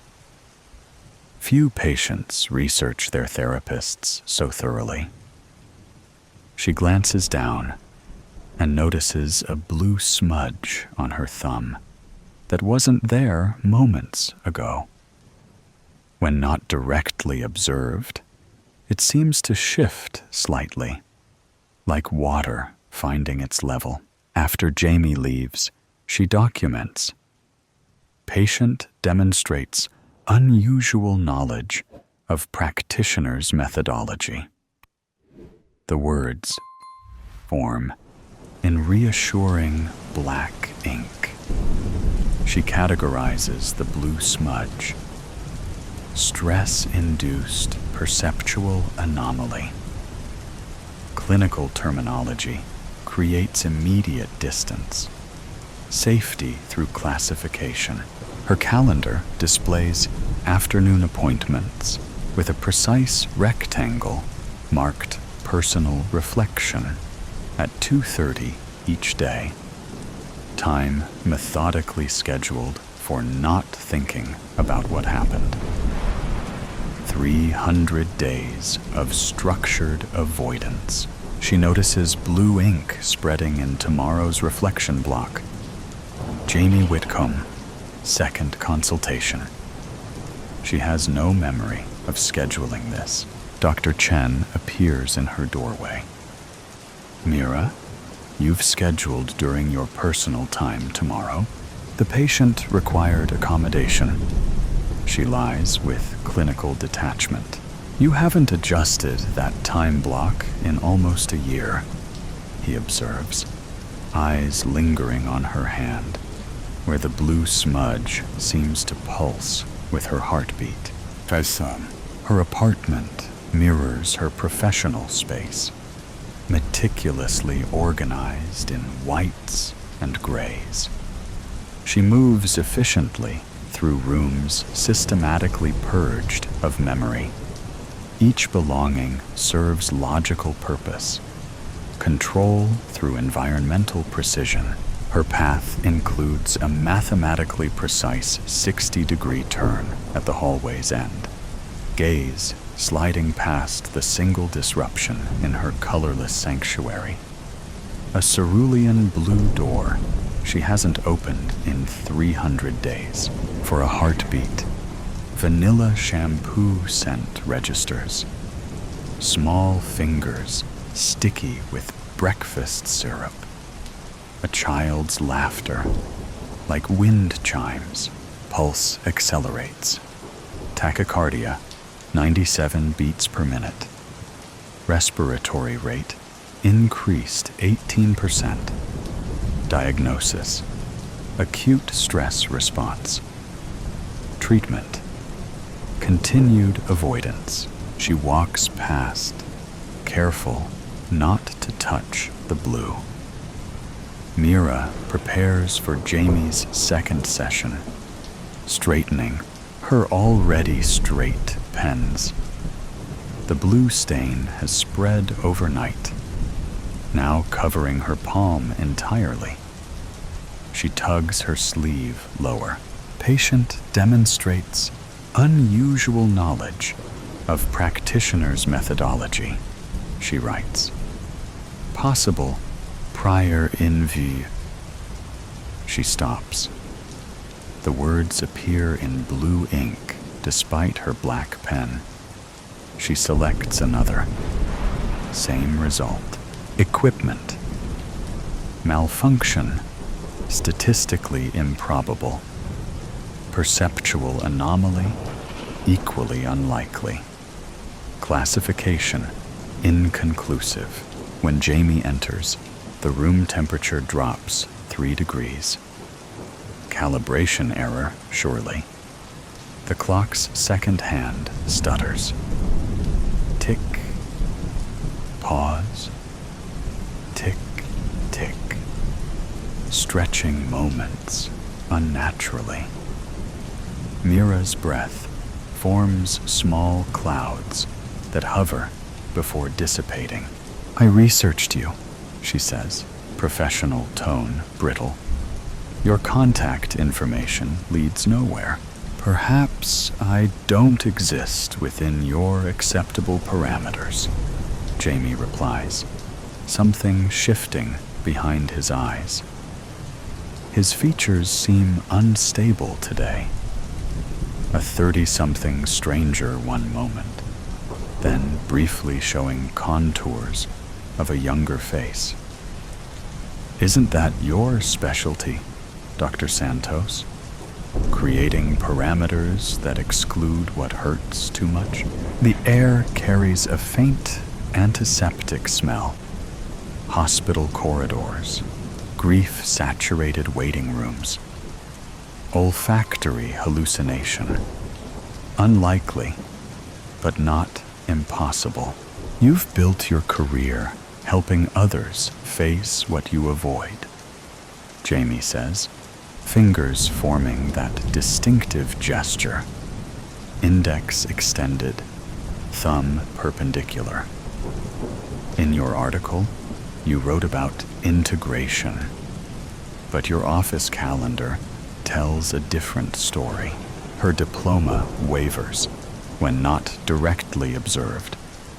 Doctor of Medicine briefly becoming Mother Who Wasn't, before snapping back when she focuses on it.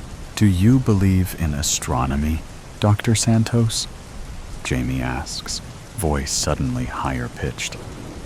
That stars remember us even when clouds block our view?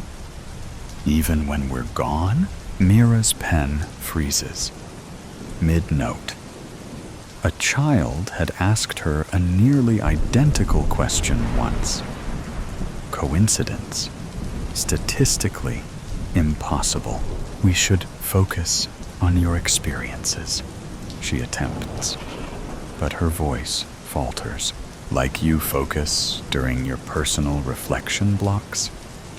His eyes shift color momentarily, from brown to startling blue. The time you carefully schedule for not remembering, the antiseptic smell intensifies. Her bookcase blurs at the edges, white shelves rippling like water, book spines dissolving into hospital corridor signs, small hand in hers, warm against her palm. Blue wool sweater with wooden buttons she'd helped fasten. Vanilla shampoo. Mira blinks rapidly. Classification: intrusive memory fragment. Treatment: compartmentalization. The clinical term disintegrates in her mind. You're diagnosing yourself in the third person, Jamie observes, his voice oscillating between adult articulation and childlike directness. Does Harvard teach doctors to hide inside words when feelings get too big? The pen in her hand turns liquid, blue ink flowing across her fingers in tiny rivulets that form star-like patterns on her skin. When Jamie leaves, or did he simply fade, Mira attempts to reorient. She aligns her pen perpendicular to her notepad, but blue ink pools beneath it, refusing containment. Dr. Chen enters without knocking. The room temperature normalizes instantly, but blue stains remain across her notes, her desk, her hands. The Wilkins consultation, he says with unusual directness. They've requested another therapist. Said you seemed elsewhere. I maintained appropriate clinical distance, she recites. Like you maintain distance from the children's ward? His tone softens. 300 days, Mira. I saw you outside the memorial wall yesterday. He studies her, colleague and friend, visibly conflicted. Remember Elliot at the fundraiser concert? That Chopin nocturne we practiced for weeks? Him turning pages with that perfect timing? Chen's fingers mimic playing piano keys. When I asked how he knew exactly when, he said, "The music tells me," Mira finishes, throat constricting. It gets ready to need more space. Chen places a blue folder on her desk. You told Phillips to compartmentalize grief. That's not what you taught before. The patient was mirroring your strategy. Chen interrupts gently. Look at your hands. The blue has spread past her wrists, pulsing with her heartbeat. That night, the blue door PULSES with its own tuthe. Mira arrives for Jamie's third session to find him already seated. Today he wears a blue sweater with wooden buttons instead of his usual suit.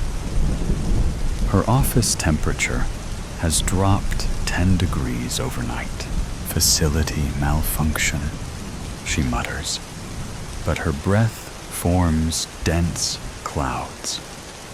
The second hand on her wall clock stutters. Tick, tick, stop, backward tick, then freezes at precisely 2:37. Your calendar has transformed, Jamie observes. Blue ink has spread across her appointment book, forming distinct patterns. The Big Dipper, Orion, constellations she once traced on a bedroom ceiling. Irregularity in the ink compu. The words disintegrate before she can complete them.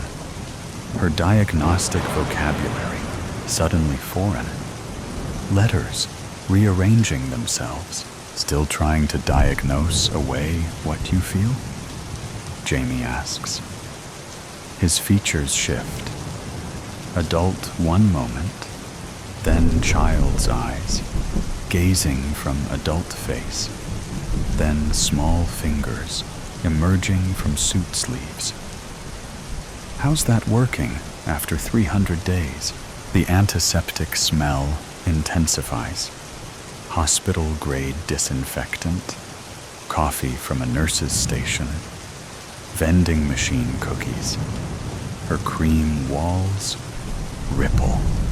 Hospital corridor, green bleeding through like watercolors on wet paper. Patient exhibits acute dissoc.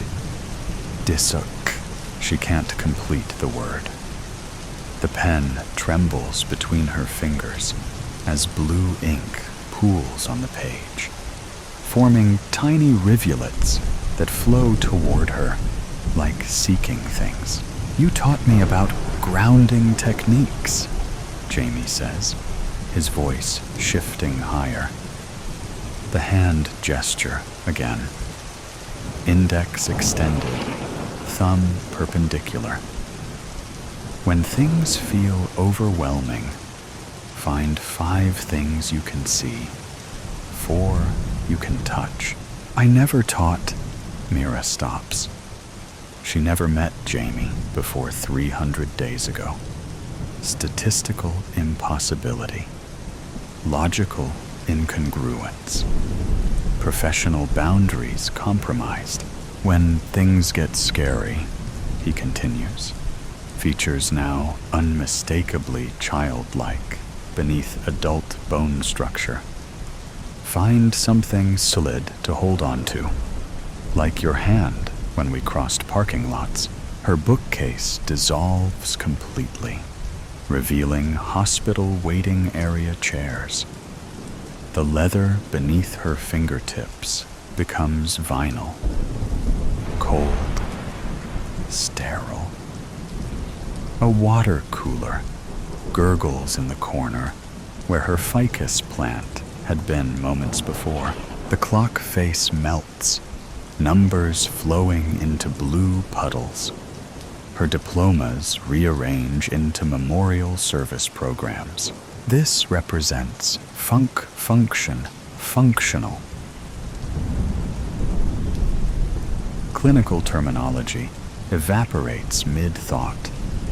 Her desk transforms into the hospital admitting counter where she'd stood precisely 300 days ago, still hiding inside Harvard vocabulary. Jamie's adult clothing now hangs from a child's frame. Blue sweater with sleeves rolled 6 times, pants puddling around small sneakers. Elliot's face now fully visible, only his eyes retaining adult knowledge. Does categorizing grief really make it go away? VANILLASHAPOO. Apple detangler. Chocolate milk breath. This isn't Her hands convulse, sending her pen spinning across the floor. This cannot. The pen bleeds blue across linoleum, spreading toward her in tributary patterns that form exact replicas of the constellation drawings from Elliot's bedroom ceiling. Rain hammers against glass. Rhythmic squeak thump of wipers fighting deluge. Her phone vibrates against her ear. Dr. Chen's voice, tense with urgency. "I understand this patient is in crisis," she hears herself say, "but I'm driving with my son. Can I call you back in 5? "Mommy," Elliot's voice from the back seat. "Do stars remember us, even when we don't remember to look at them?" A question deserving thoughtful response. Philosophical inquiry from a 5-year-old mind. Her eyes flick to the rearview mirror, his serious expression awaiting wisdom instead of to the road ahead. Her choice, her responsibility. Headlights through rain. Blinding. Impact. Metal screaming against metal. Her body thrown forward. Airbag deploying half-second too late. The silence after. "You treat this like a case study in your textbook," Jamie Elliott says, now entirely child-sized, but speaking with impossible adult knowledge. "Is that easier than admitting you chose the phone call over watching the road?" The words DIETONATE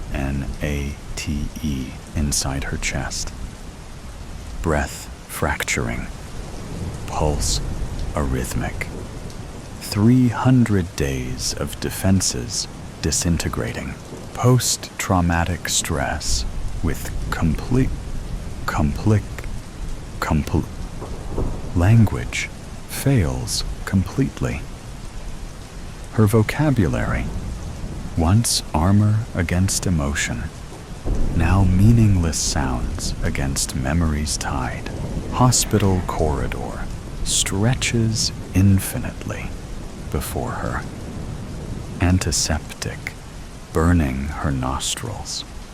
Time frozen at 2:37 a.m. The moment unchanged despite 300 days of scientific distance, 300 days of personal reflection spent deliberately not reflecting.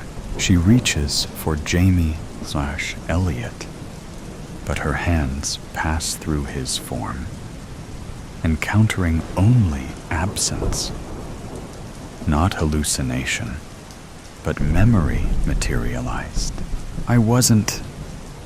The truth rises like floodwater, threatening to drown her. Clinical terminology evaporating. Harvard training useless against grief's undertow. I wasn't paying attention when it mattered most. Her hands shake uncontrollably. Blue ink flows across the floor, spreading from her pen, her notepad, her appointment book, all the places she's documented others' pain while refusing to acknowledge her own. My entire career, she whispers, helping others face what I couldn't bear to see. Mira finds herself kneeling on cold hospital tiles, forehead against sterile floor, professional identity dissolving in tears, suppressed for 300 days. I chose the phone call over watching the road. She confesses to emptiness, to absence, to irreversible consequence. The hospital corridor wavers, then dissolves. She's back in her office, familiar space rendered foreign by truth. Blue ink surrounds her, no longer threatening, but awaiting direction. Her diplomas, once sources of pride, now seem incomplete chapters in a larger story. She drives home through rain, no longer calculating statistical probabilities of hydroplaning, but feeling water against glass. Her clinical detachment, once armor, now recognized as barrier. Her hands on the steering wheel remember another rainy night, another drive, different outcome, same hands.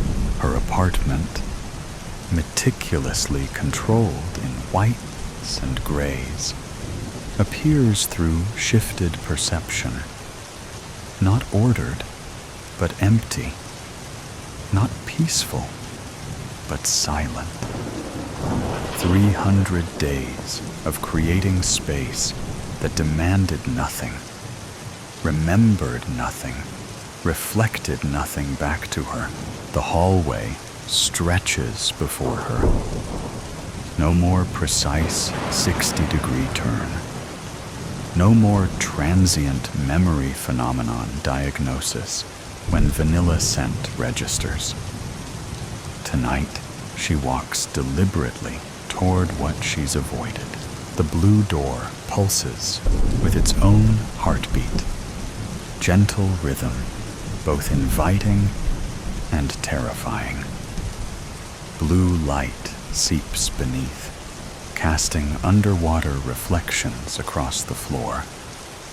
Her pulse accelerates.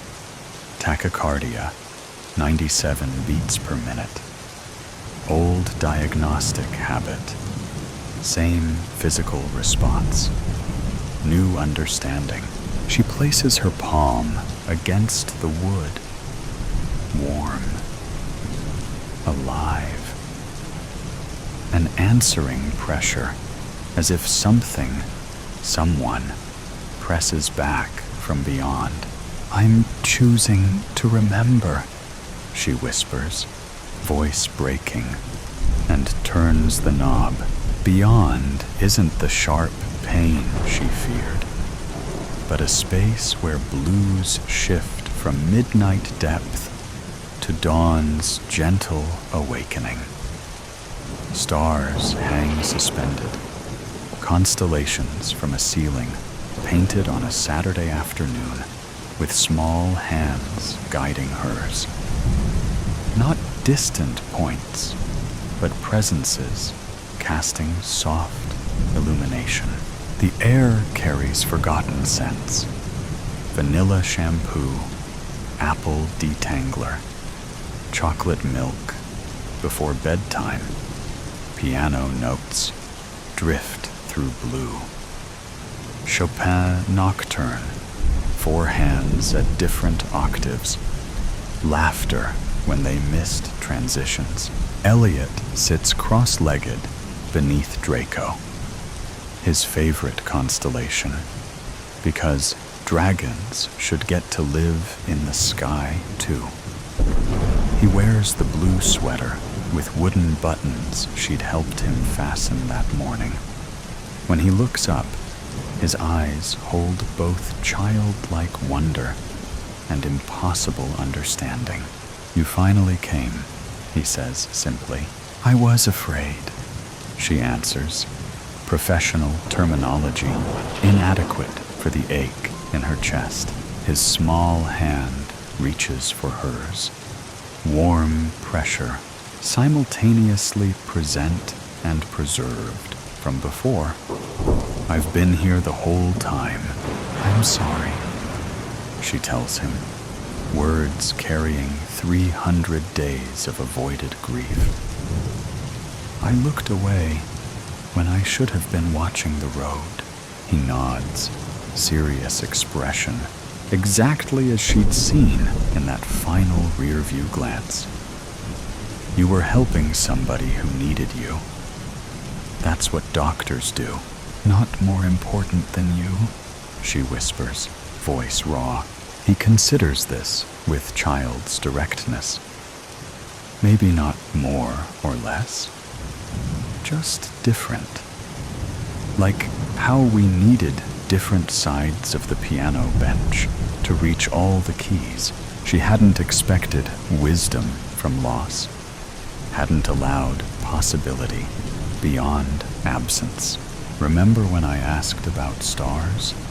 he says, looking upward. "If they remember us when clouds come?" She nods, tears flowing without clinical categorization. "They do," he says with certainty. "Even when nobody's looking up, blue light pulses around them, not invading, but connecting.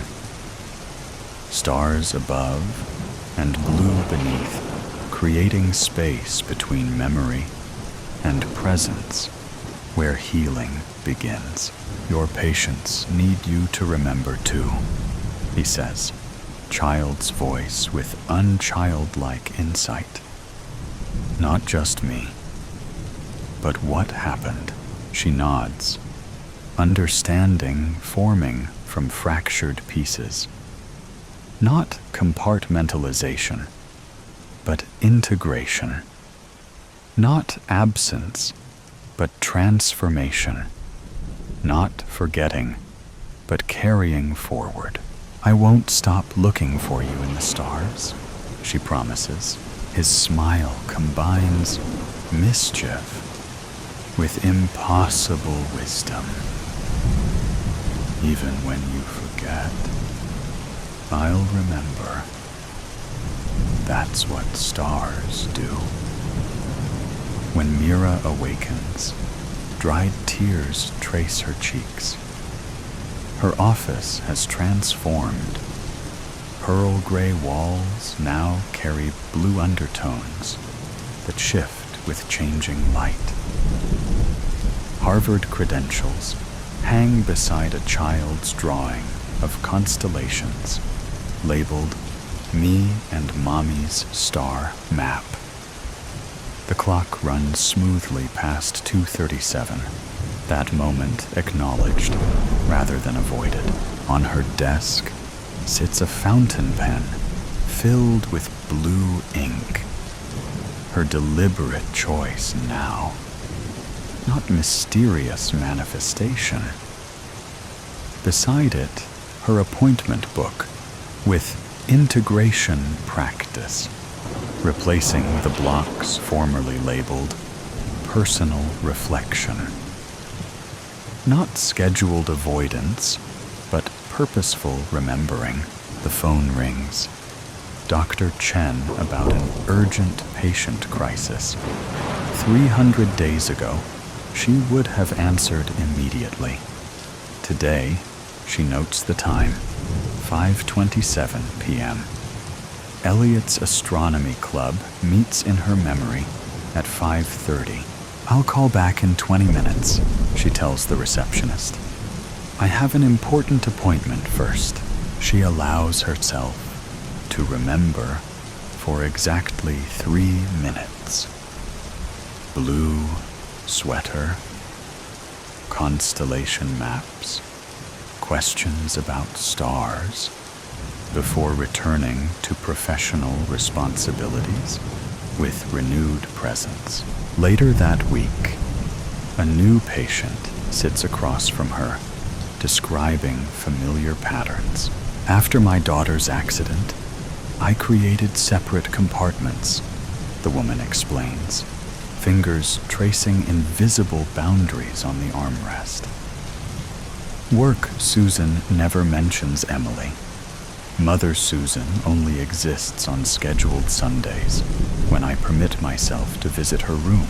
Mira recognizes her former self in this careful division. 300 days ago, she would have praised this compartmentalization as adaptive coping. Standard protocol suggests emotional containment during grief responses. Mira pauses, feeling blue ink against her fingertips. She deliberately sets her manual aside. "Protocols have their place," she says, leaning forward slightly, "but they can't account for how grief rewrites our internal maps. Compartmentalizing doesn't actually protect us. It fragments us. Integration doesn't mean constant pain, but allowing memory to exist alongside present moment. The woman's eyes fill with tears. How? By acknowledging both your professional competence and your profound loss. Not as separate identities, but as equally true aspects of who you are now. Later, Mira opens her own case file. She writes, "Subject demonstrates initial success in memory integration. Professional identity remains intact while accommodating emotional truth. Continued practice indicated." She pauses, then adds, "The stars remember us, even when we forget to look up." She signs the entry. Day 321. The blue ink catches light as it dries. Not the end of grief, but the beginning of carrying it differently. The hunt never ends. "You thought that we wouldn't find out, didn't you?" the note read. The man had shivered when he had read those ominous words, as perspiration began to drip down from his temple, the salty liquid seeping into his eyes and temporarily blinding him. "This is the end," the man had said to himself in an agitated, trembling whisper, as he looked down at the sheet of notepaper which had been left on his office desk. He glanced around at the other employees to see if anyone was looking his way, giving him some indication on who had left the message. But all of them were engaged in their own little world of toting up the facts and figures which were constantly coming through on their computer terminals. What had caused this man to turn deathly white and feel so nauseous? How had those 9 little words on the page that had now turned his world completely upside down come to cause him so much anguish and despair? That unhappy event had happened a week before. So let us now find out what had caused this man, Henry Miller, to end up in this now distressing location where he now found himself. At this moment, he was looking between the slats of a Venetian blind, observing the street outside, and trying as best as he could to remain unseen from the road in front of the building, where he now cringed, frightened out of his wits. How had it come to this? He thought. Last week, he didn't have a care in the world. All was going well at work. And then came that note, and he found himself involved in something that had instantly changed his life. And now he was on the run, constantly looking over his shoulder. And at this moment, hiding in this abandoned building, a structure that had a large sign outside stating that it was condemned and would shortly be torn down. So, how long could he remain here before he had to find another place of sanctuary? The year is 1948. The war is over. After 6 years of bloodshed and butchery by a psychopath and his evil, willing collaborators, during which an estimated 80 to 100 million people had died or been murdered.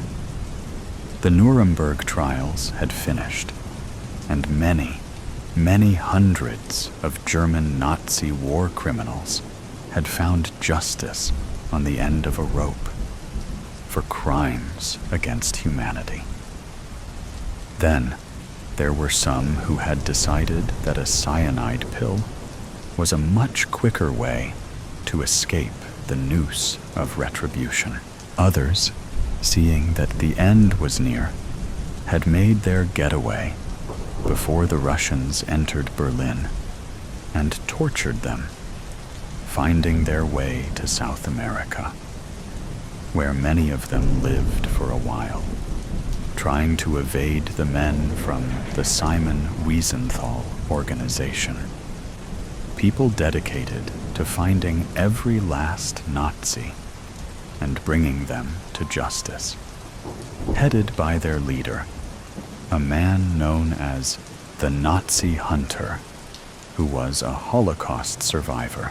Even though many years have passed, the hunt still goes on, still finding those vile and depraved monsters, a subspecies of the human race. Although some are well into their dotage, justice is still being served. A particular case in point is the case of Adolf Eichmann, who, along with Heinrich Himmler, was the architect of the final solution, where 6 million Jews were sent to the death camps, only to be gassed, their bodies cremated, and the remains crushed. Eichmann was finally located in Argentina in 1961, thinking that after 16 years he was safe. But justice caught up with him, and he met the Grim Reaper on the end of a rope a year later. But returning to Henry Miller, a man who had changed his name from Henrik Mengele and who had managed to escape from his home in Germany to live in Spain, a neutral country during the war, just after the conflict had begun. The surname he was born with, Mengele, was the same name as the man who was once revered by the Nazi Party for his inhumane and horrific experiments on unwilling participants. The infamous Dr. Joseph Mengele, a man given the name of the Angel of Death, a man, if indeed he could even be called that, who performed appalling and unspeakable experimentation on live inmates of the concentration camp at Auschwitz. Most of those subjects dying a lingering, painful, and agonizing death, all in the cause of making the so-called German master race into a nation of blue-eyed, blonde, Aryan supermen. But what had caused Henry to be reduced to his present situation? It was all due to that one barge letter that he had found on his desk just over a week before, which caused him a great deal of torment. He had read the words, his trembling hands trying to stop the shaking that was coursing through his body. The words that read, "You thought that we wouldn't find out, didn't you?"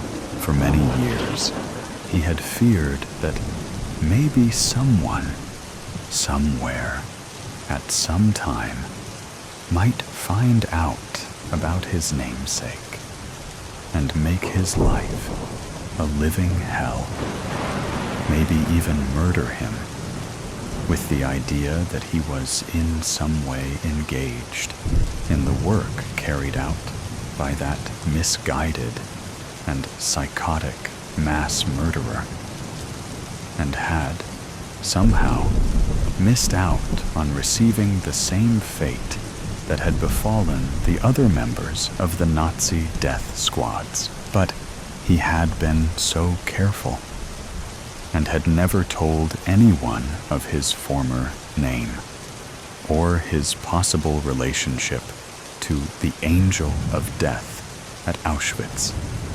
So, how could someone have found out where he lived or worked? The only way out that he could think of was to go on the run, getting well away from anyone he had worked with and from where he had lived. He had no plan, just a crazed idea that he must stay out of sight in this empty building before he made his next move. All sorts of wild ideas coursing through his brain. Thoughts that he had never even dreamt about, up until now, came into his mind. It was a few weeks later in the office where Henry had formerly been employed, a place from which he had mysteriously disappeared some time previously, without explanation. One of the other employees who had worked with him had just read an article in the newspaper that had shocked him. It mentioned that his former workmate had been found dead in an abandoned building, having seemingly committed suicide by ingesting a cyanide pill. As tears welled up in his eyes, he murmured words that he found extremely difficult to say. "Henry, what happened? Why did you do it? Just as your friends here were organizing a surprise party for your birthday.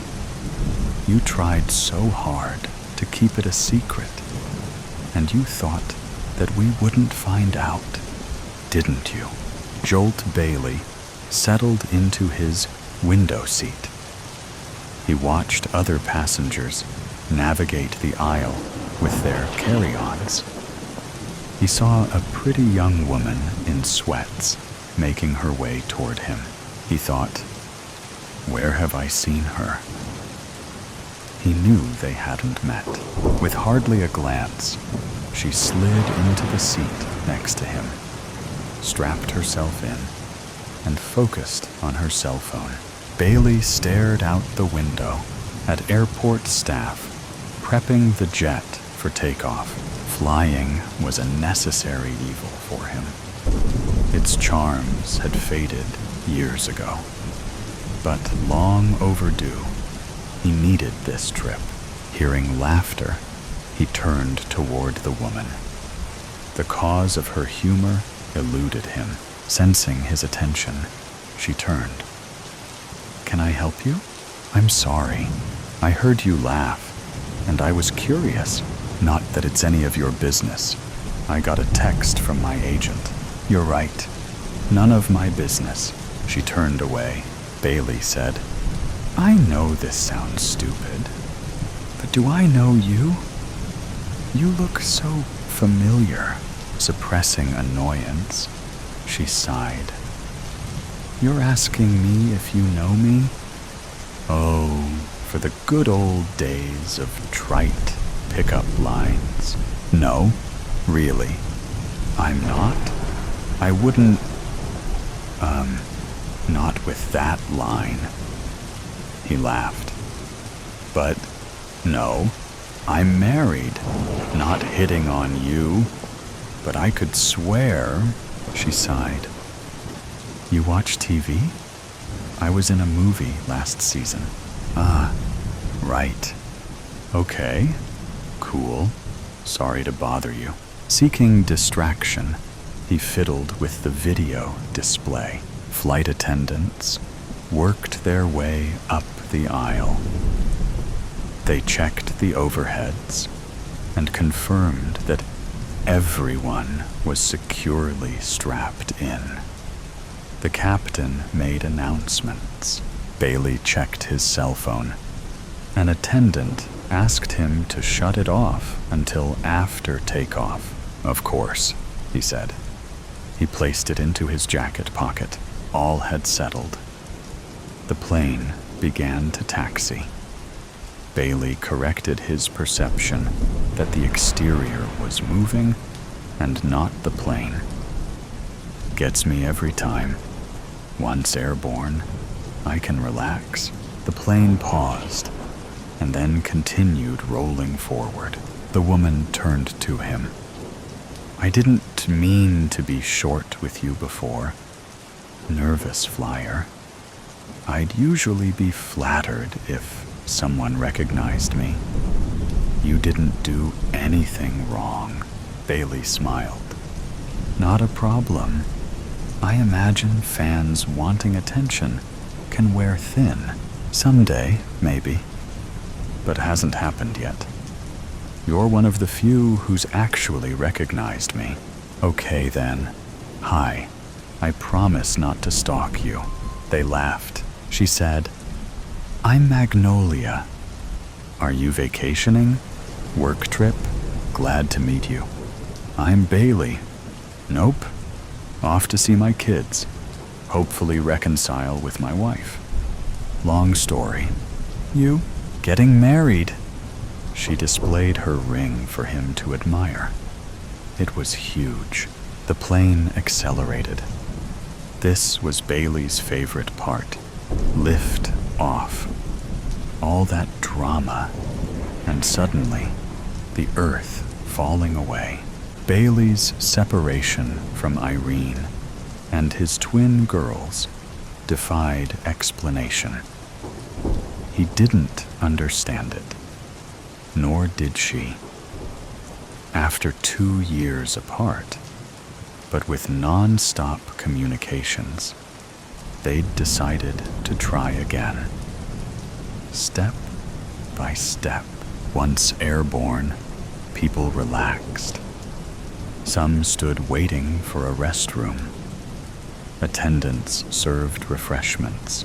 Bailey nodded to Magnolia, who nodded back and looked away. A few minutes later, She became visibly agitated. "What's that sound? I don't hear anything odd." "You don't?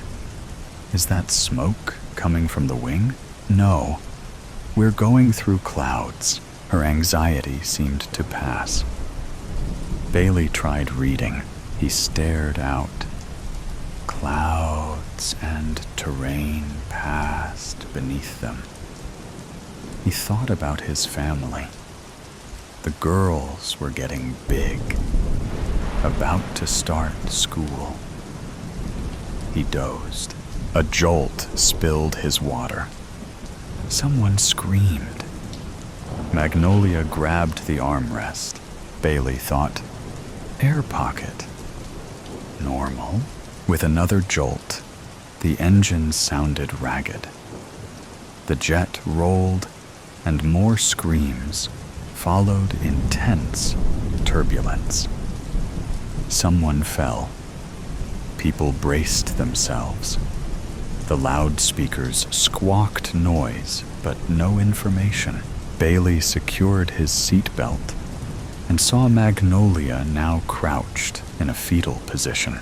Bailey touched her shoulder. "You okay?" she said. "Yes." "No?" "No. I'm a mess. Can I do something?" "No. It's too late. There's nothing. No one." Barely able to hear her, he held her shoulder. She babbled. He said, "Talk to me. I can listen." She stared with wild eyes.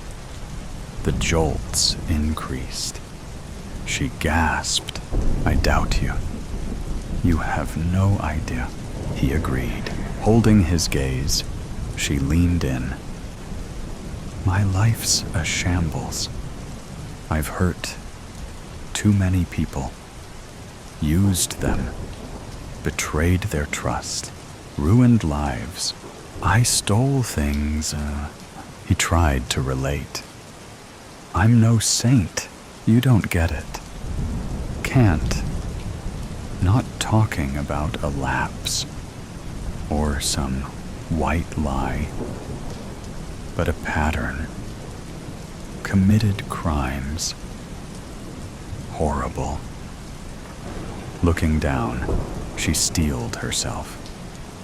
This trip. Wanted to make amends. No time now. Need to tell someone. She squeezed his hand. The plane shifted, and they held on to each other. Everyone was screaming. Overhead compartments opened. Luggage rained into the aisle. It felt like the plane was breaking up. He held his focus. Shouting, he said, "You want me to listen? Let me let it out." She sobbed. "I've been vicious. Left people broken in the gutter. Inexcusable." He recoiled, but increasing her grip. She pulled him closer. "Did you?" "Shut up! Listen. Can't die with this weight pressing." He pulled her closer, comforting her as much as possible. Eyes closed, their foreheads touched. They found a moment of peace amid the swirling chaos. "Thank you for putting up with me. Needed this. I love you. Love you too. For what it's worth." "Shh, don't talk. Nothing to say." With another jolt, something changed. Relief. The noise and chaos subsided. And so did the panic. Another jolt generated more screams. Then a collective sigh as the plane settled into stable flight. Soon, the captain announced preparations to land. Everyone needed to stow loose items and fasten seatbelts. Attendants assisted an injured passenger. Trying to compose himself, Bailey struggled to digest the last hour.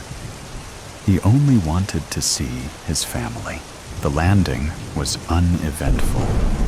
Everyone cheered when wheels touched down. Passengers lined up to begin disembarking. Magnolia stood into the aisle. She didn't look back. Bailey joined the throng behind her. He touched her shoulder. She turned. He said, "I wanted to say about what happened back there." "Oh, that? Forget it. Acting 101. Just an exercise learned in improv class." Stunned, he said, "What?" "I made it up. I'm an actor. Get it?" It took a moment to comprehend what she'd said. Right. Of course. That was it. She turned away. They didn't speak again. He set his jaw and dug his fingers into the upholstery of the seat beside him. He shut his eyes. Who does that? Whatever she'd done, or not, they'd had a real moment. Two people bonded, healed. He didn't care about Magnolia's flaws or crimes, but calling that an acting exercise, Bailey felt violated. Whatever her crimes, this was worse. She's covering, hopes I won't say anything. Plausible deniability, my ass. Bailey reeled from the last hour. He'd never felt such intimacy. Her casual dismissing of it appalled him. Still jittery from the horrible flight, he felt empty. Acting 101? Really? What a load of crap. Passing the flight attendants and pilot at the exit, he thanked them. Once off the plane, they walked toward baggage claim, each playing the role of the strangers they were. Not enough distance. Descending on the escalator, he saw them and waved. His daughters broke from their mother and ran screaming to him. Each embraced a leg. Holding tight, laughing, Irene approached with a big smile. Embracing, they felt like family. Welcome back. How was your flight? Rough. But I'm here. I'm okay. She kissed him. I'm glad. They embraced again. Over Irene's shoulder, he saw Magnolia kissing her fiancé. Their eyes met. Smiling, she looked away. Bailey looked at her future husband. Poor sap. The crowd surged as the baggage carousel rumbled. He went to it and awaited his luggage. Reaching for his suitcase, he bumped into Magnolia, also reaching for his bag. He said, "This one's mine. Check the tag." She hesitated and stepped back. "You're right. Sorry." He hoisted the bag onto its wheels and walked to join his family. Nothing more to say. The couple in the glass. The first time she saw them, she didn't think too much of it. Just an exceptionally attractive, well-dressed couple having dinner together in their multi-million-dollar penthouse while overlooking downtown Chicago. Bev Thomas watched them from the balcony of the apartment, hidden away in the shadows of the night, wondering what it must be like. The apartment she was currently cleaning for work was cherry enough, but nothing compared to the place these two lived in. She'd studied them, admired them, became invested in them. But never once did it occur to her during that first sighting that anything was wrong. The woman wasn't just beautiful. She was elegant. Elegant in the way that women just weren't anymore. Audrey Hepburn, Grace Kelly, Jackie Kennedy. Women who embodied class, charm, and fashion. The woman in the window looked as though she belonged on that same list, regardless of the fact that she was completely unknown to Bev. She wasn't a celebrity, wasn't an actress or a singer, and Bev didn't recognize her from the world of politics. She was just a stunning, refined, angelic individual who looked as though she'd descended from heaven itself to grace the earth with her beauty. She wore a ball gown of sorts, pale yellow, and doused in what Bev could only imagine were real diamonds from the way the material shimmered. Bev couldn't help but allow the jealousy to set in. How could one person have it all?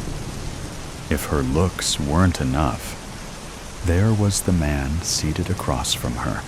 He was unrealistically handsome. She was convinced he'd had work done to make him look that way, like he'd just arrived from a factory somewhere. But inside, she doubted it. Something about his face told her it was all natural. He landed somewhere between Paul Newman and Henry Cavill. From the Newman side came the piercing blue eyes, so deep in color that Bev could see them clearly from the balcony across the boulevard. The stubble of a full beard gave him the timeless, rugged quality. But then came the Cavill features. A strong, chiseled jaw, a full head of wavy auburn hair, and a physique that looked as though Michelangelo had risen from the dead and carved it himself. Bev's life could have stayed perfectly normal if it had only been that one time. But it hadn't. She cleaned that apartment 5 nights a week for an owner that was in town once a year, and every single night she found them in that exact same spot, just looking at each other. The second time, she found herself talking out loud about it. After all, it was just her. The walls weren't going to be critical of her self-monologue. The hell are they doing? Every night? She whined as she dusted away at the shelving and priceless decor. If I had money like that, I'd never cook another thing ever again. Then it occurred to her, and she nodded to herself at the realization. Probably a personal chef brings the 5-star menu to their front door. Unbelievable. She watched them as they ate, trying to imagine what the steak and asparagus tasted like when you were that well off. But from what she could tell, they didn't seem to enjoy it all that much. Probably eat like royalty so much that the glamour wore off, she'd thought. She'd forced herself to ignore them after that for the entirety of the second night. It was when she arrived for her shift on the third evening that the situation started to feel off. Something just wasn't quite right about them. Third night in a row, and there they were, seating by the window, candlelit dinner and champagne. It was like watching someone's anniversary on a loop. That night, she didn't ignore them. That night, she actually moved a chair from the other side of the living room to the window where she could make herself comfortable as she stalked. She began to realize small details about them. Their clothing had changed, but their expressions were exactly the same. Stoic. As she watched their rendezvous unfold, she noticed that neither of them took a single bite of their meals or a solitary sip of their wine. Odd. Then there was Prince Charming's facial hair. The stubble had been there to begin with, but now the shadow of a budding neck beard was now showing. He hadn't shaved in a few days. It wasn't all that peculiar, but something about the couple told Bev that these weren't the kind of people who let hygiene go unattended. It was like the thing in the photo, not like the others. As she studied their faces, she noticed that they both looked exhausted, like they hadn't slept much. The final observation she made was that they never moved from those seats. When they did shift in place or push food around on their plates, their movements were subtle, almost careful. It became almost irritating for Bev.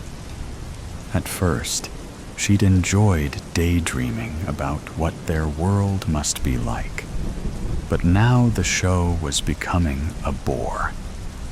She moved the chair back to its spot on the other side of the room and ignored them as best she could for the rest of her shift.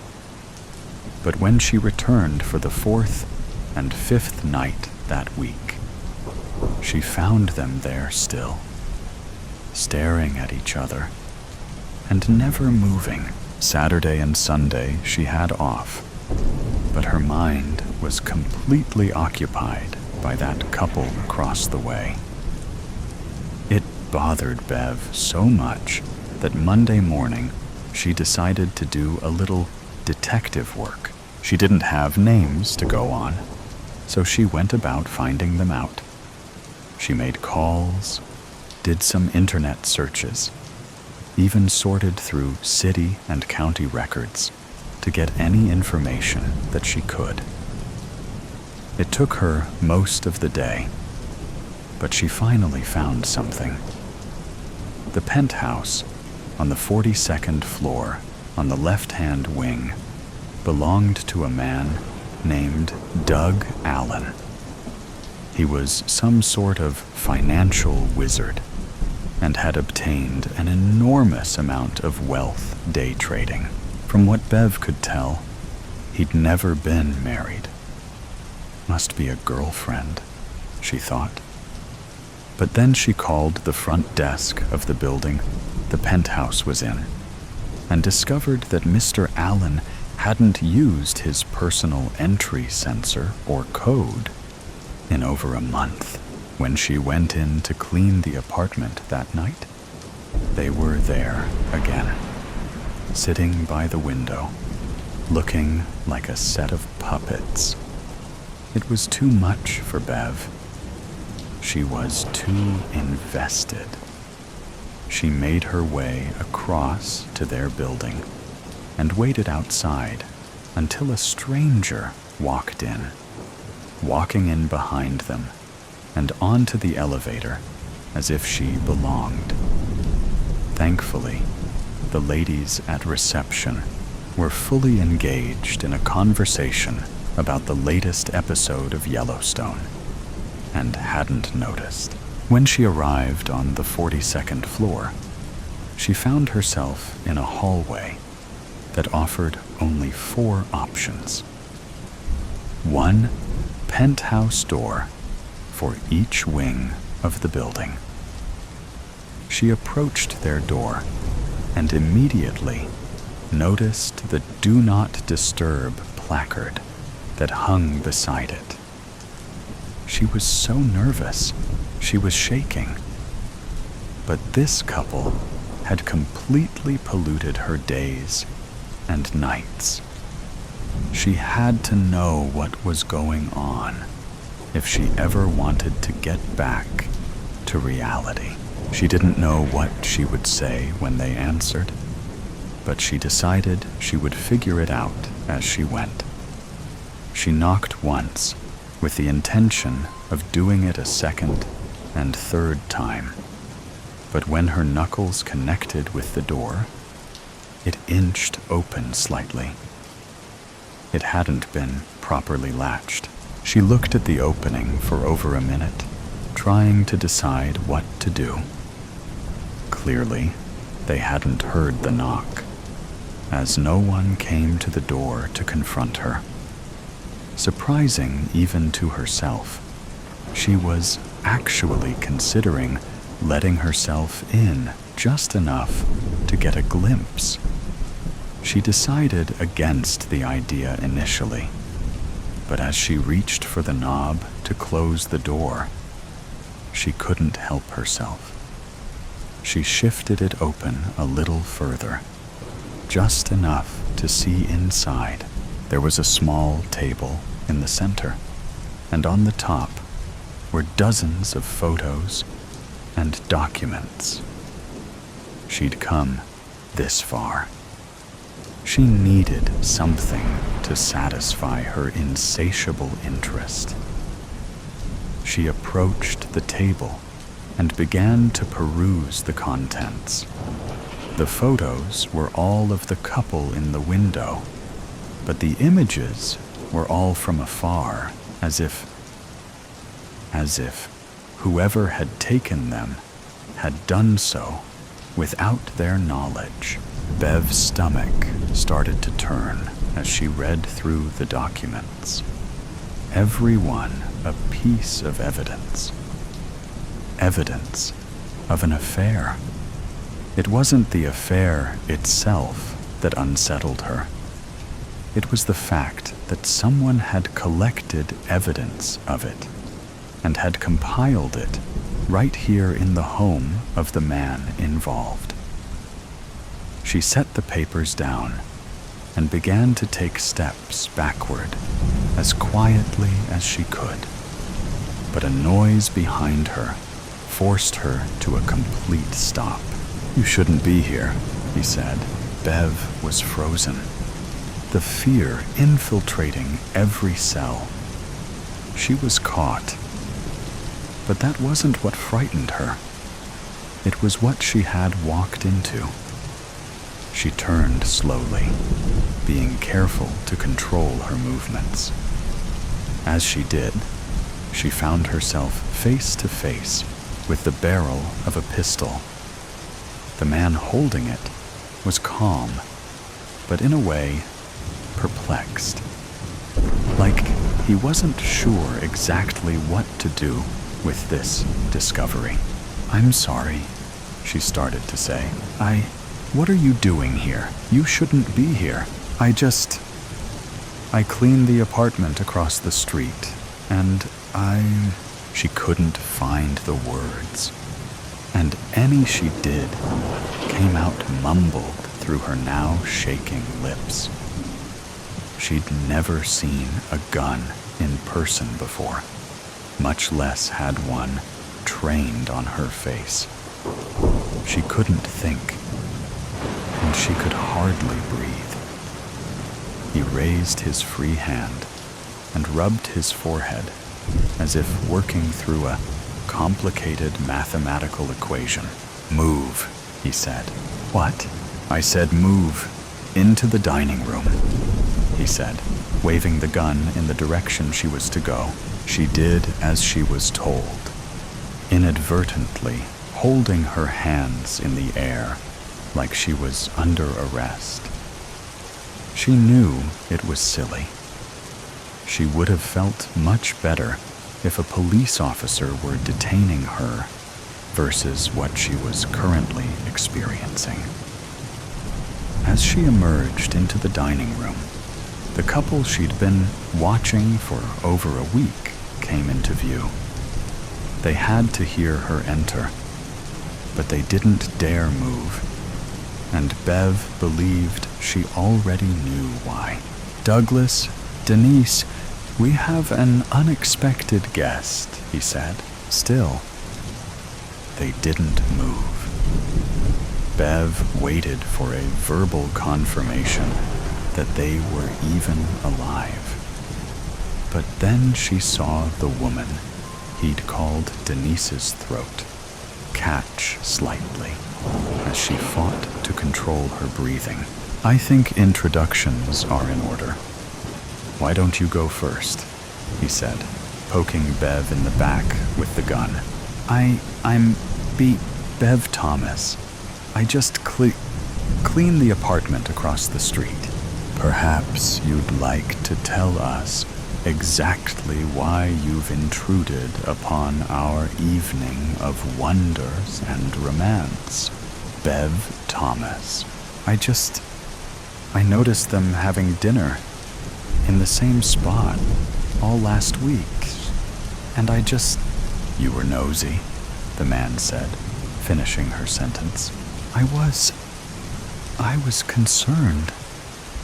You didn't mean what?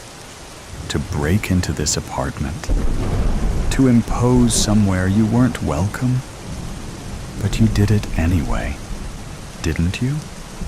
Bev Thomas. You know what, though? That's okay.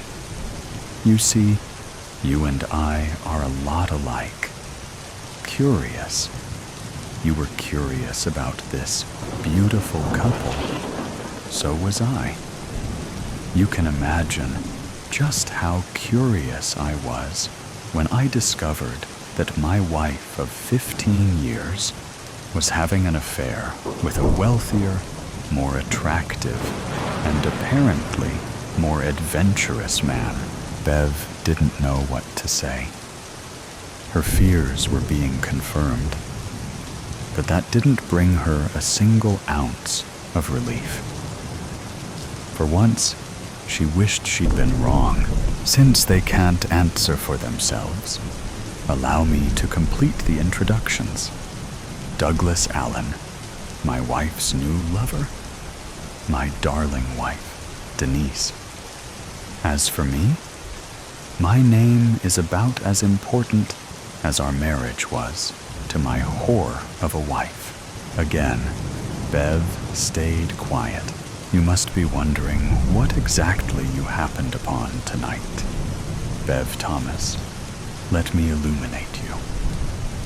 You see, I have been tracking this forbidden love affair for over 2.5 years.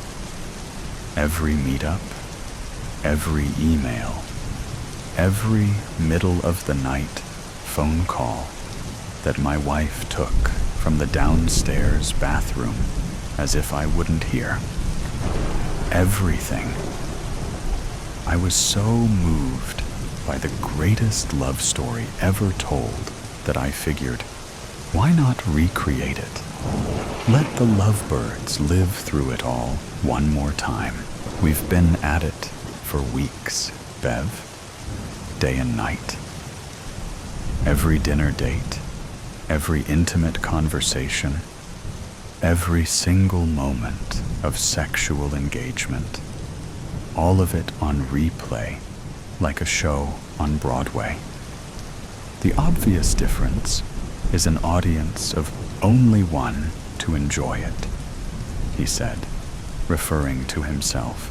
She doesn't have anything to do with this, Mike. Just let her leave.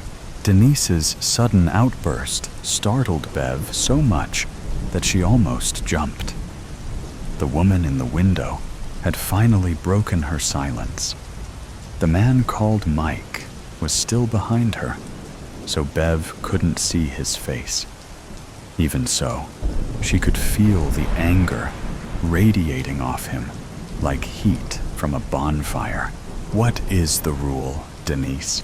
What is the fucking rule? She didn't respond, nor did she look away from Doug Allen.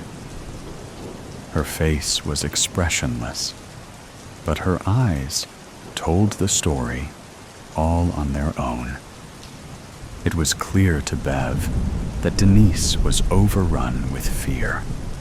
She'd messed up, and she knew it.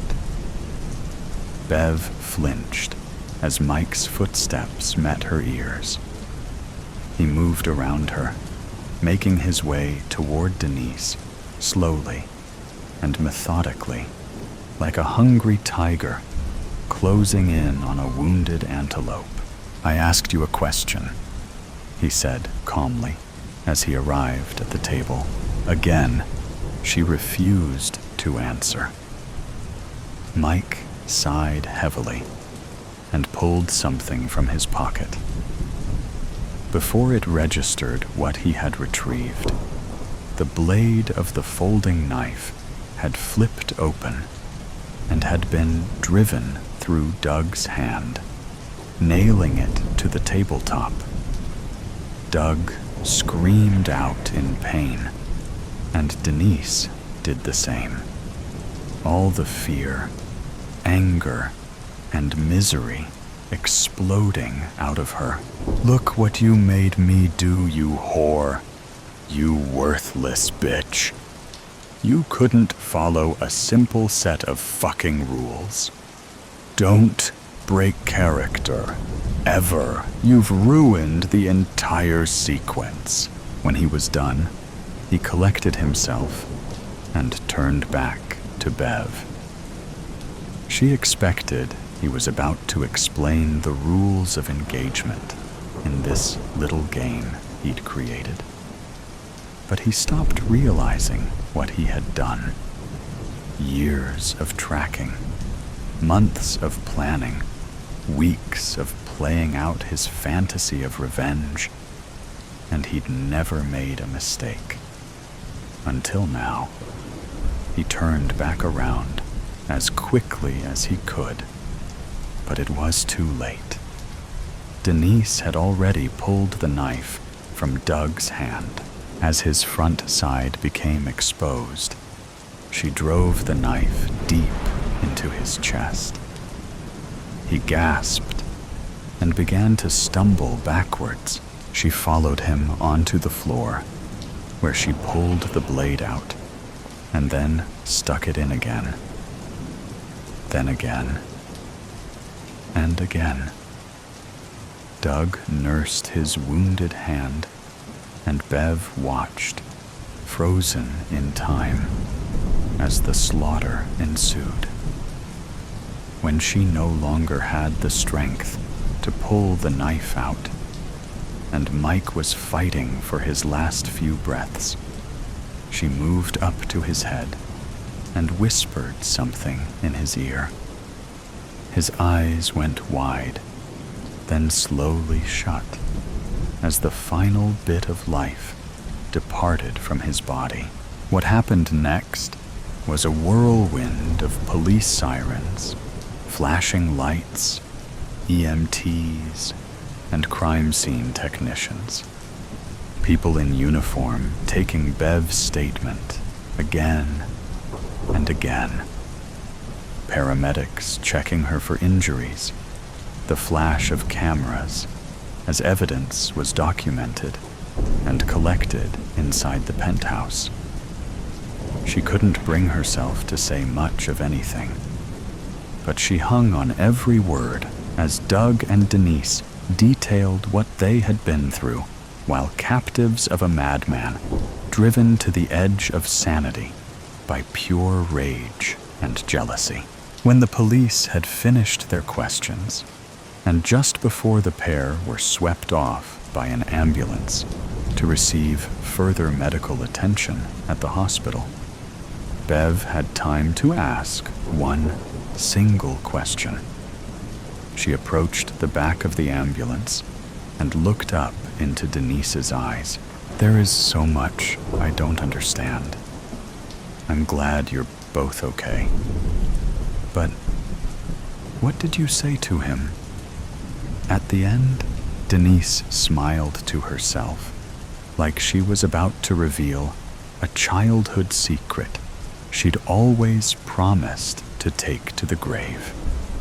She leaned down close so that she could whisper and still be audible. I told him the truth, that Doug and I knew he was following us for months, and we kept at it anyways.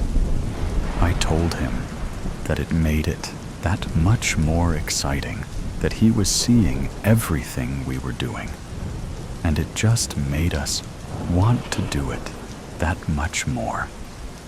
I told him that, and I told him that the only thing better than Doug and I tearing into each other with him knowing was doing it all over again in front of his pathetic face. Before she could say anything more, the paramedics came and secured the doors. Bev watched, speechless, as the ambulance pulled away. Since she didn't have any injuries, she didn't need to go to the hospital. Instead, she went back to the apartment she was supposed to be cleaning. Lost in thought, she wandered over to the window, looking up to an empty table in the penthouse across the street, where she'd first seen the couple in the glass. Master of puppets. Io sono il padrone, e tu sei il burattino. I am the master, and you are the puppet. Working in an antique store was hardly where Aislinn saw herself 5 years ago. But beggars couldn't be choosers in this economy. Her dreams of becoming someone had been crushed by the reality of life and the collapse of her support system after college, and she depended on this job to make ends meet. Still, something was charming about the Raven's wares, even if she did encounter some characters from time to time. Her cousin often asked her if she had ever felt spirits or weird energy working around the real skulls, the old Victorian dolls, or the taxidermy of the raven that gave the store its name. Like everyone in the town, Aislinn had heard horror stories about the objects sold from this place. A man bought a doll for his daughter, and they all vanished without a trace a week later. A woman bought a pretty ring and died in a freak accident with the ring on her finger. Someone bought an old statue and fell down their stairs. The truth was, Aislinn didn't believe in those sorts of things. Ghosts, ghouls, or energies. Sure, the place was creepy if you worked late alone on long winter nights, but it paid the bills. Those horror stories were coincidences. Plenty of people had purchased items from the Raven's wrath without an issue. Her cousin believed in that side of things so strongly. People whispered about her behind their hands. If Aislinn started believing, what would they say about their family? It was bad enough she worked here. The customers you never heard about were outsiders. A tiny voice in her head would whisper when she had this argument with herself. You've never followed up to check on what happened afterwards. She looked up from her phone when Eli barged their way back through the piles of antique junk piled around the place. A guy dropped off this painting today. I'm telling you, it's weird. Aislinn knew that everything here was weird in one form or another. She once had someone try to offer a jar of real human teeth. That had been on her second day, and regrettably, it had not been her last strange experience. They jerked their thumb over their shoulder. "It's out the back, by the rocking horse. I need you to label it up before you leave tonight." Did he give any details? Nah, I'm surprised you didn't see him. Dark-haired guy, glasses, had some sort of accent. She vaguely recalled someone coming in of that description when she'd been restocking some old hardbacks and had directed him towards Eli at the back of the store. She wouldn't have thought of him again, save for the odd look in his dark eyes. "I sent him to the back to see you. He had this look in his eyes, like he'd seen things, you know? I offered him a fair price, but he didn't even want the money. He just said to take it." "He didn't want money?" Aislinn repeated slowly. "That's a bit weird, don't you think? Maybe it came with bad memories or something." Eli shrugged. "Just make sure to get it cataloged to go out on display. I've got to head off. I'll see you tomorrow." The afternoon was quickly fading, the air becoming colder and far less welcoming inside. The eyes of the raven on the desk seemed to watch her every move, and the gentle ticking of the antique clocks suddenly felt ominous. Even the shadows of the shelves seemed to be lengthening, reaching out in her direction. Aislinn looked up from her book and paused. The store had fallen eerily silent. She felt her heartbeat increase as the hair at the back of her neck stood up. Hello? Why was she calling out? There was no one there. No one had entered the shop. The bell above the door had been silent for hours. A faint whisper seemed to be coming from the distance. Someone must have left the radio on in the storage room. She walked to the back of the store, trying to ignore the feeling that the eyes of the dolls were watching her. It wasn't like her to be this paranoid. She pushed the door open wide and reached in to grab the portable radio the manager insisted on keeping around. Her hand found the handle and lifted it out. It was switched off.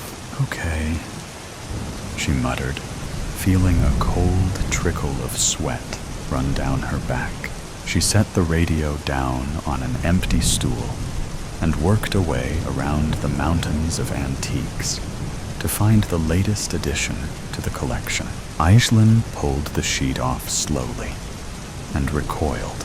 The painting was of a hanging puppet, clearly based on the original Pinocchio story. It's dressed in traditional clothes against a gruesome backdrop of bones and the occasional skull. The entire thing was bordered by a swirling wine-red, blood red. A shudder ran down her spine as she took in all the gruesome details. The glass on the front was cracked, but that was hardly anything they couldn't fix. There was something odd about the break, something she couldn't quite put her finger on.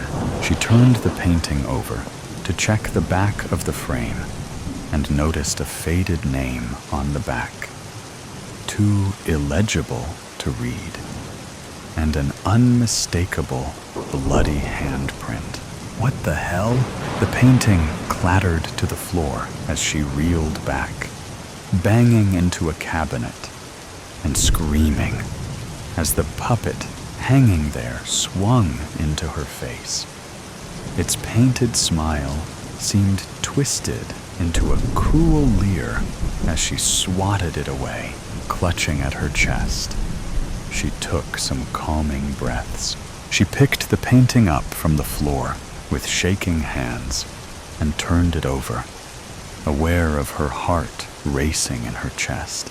There's no bloody handprint, only the faded marks of a name. You're going mad, she muttered to herself. You need to get out more. She carried the painting to the desk and started cataloging it, intrigued by the lack of an artist's mark. Even a quick Google search yielded no results, and after a few minutes, she brought it back to sit at the back by the dolls and puppets. She took a moment longer to stare at it and turned back to the front. There was a rocking horse in the middle of the aisle. No, that wasn't possible.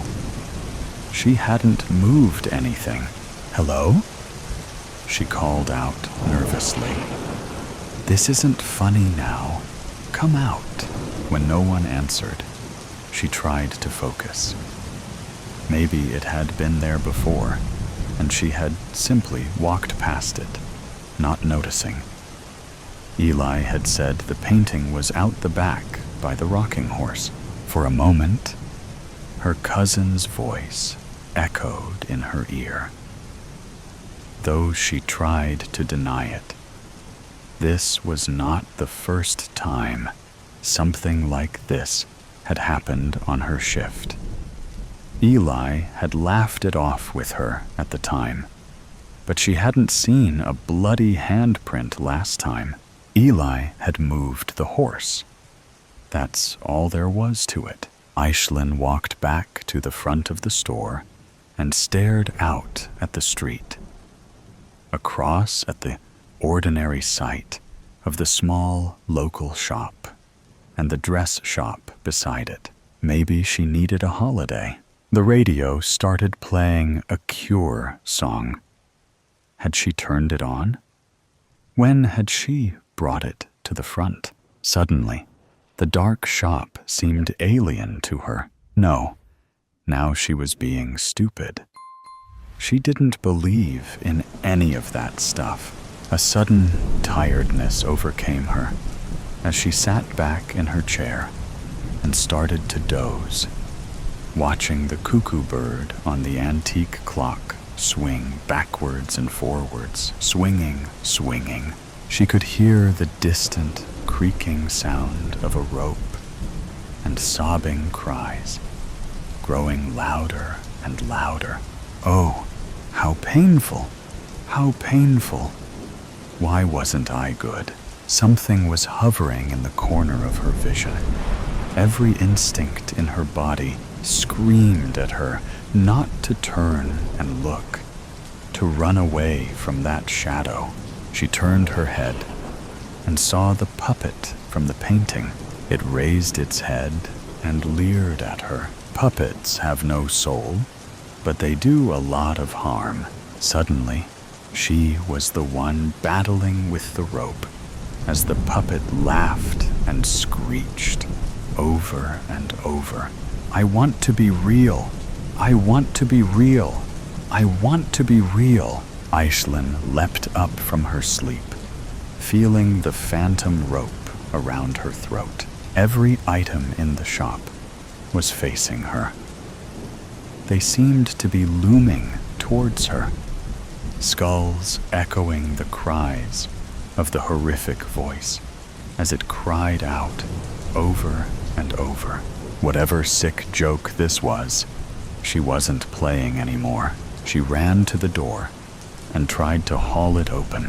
It was locked. The room seemed to darken, and the sound of the puppet's voice, distant at first, became unmistakable, growing clearer with each passing second.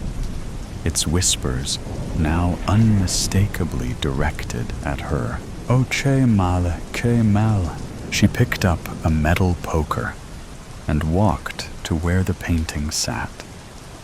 The voice was louder now, its desperate cries in both English and Italian piercing her ears.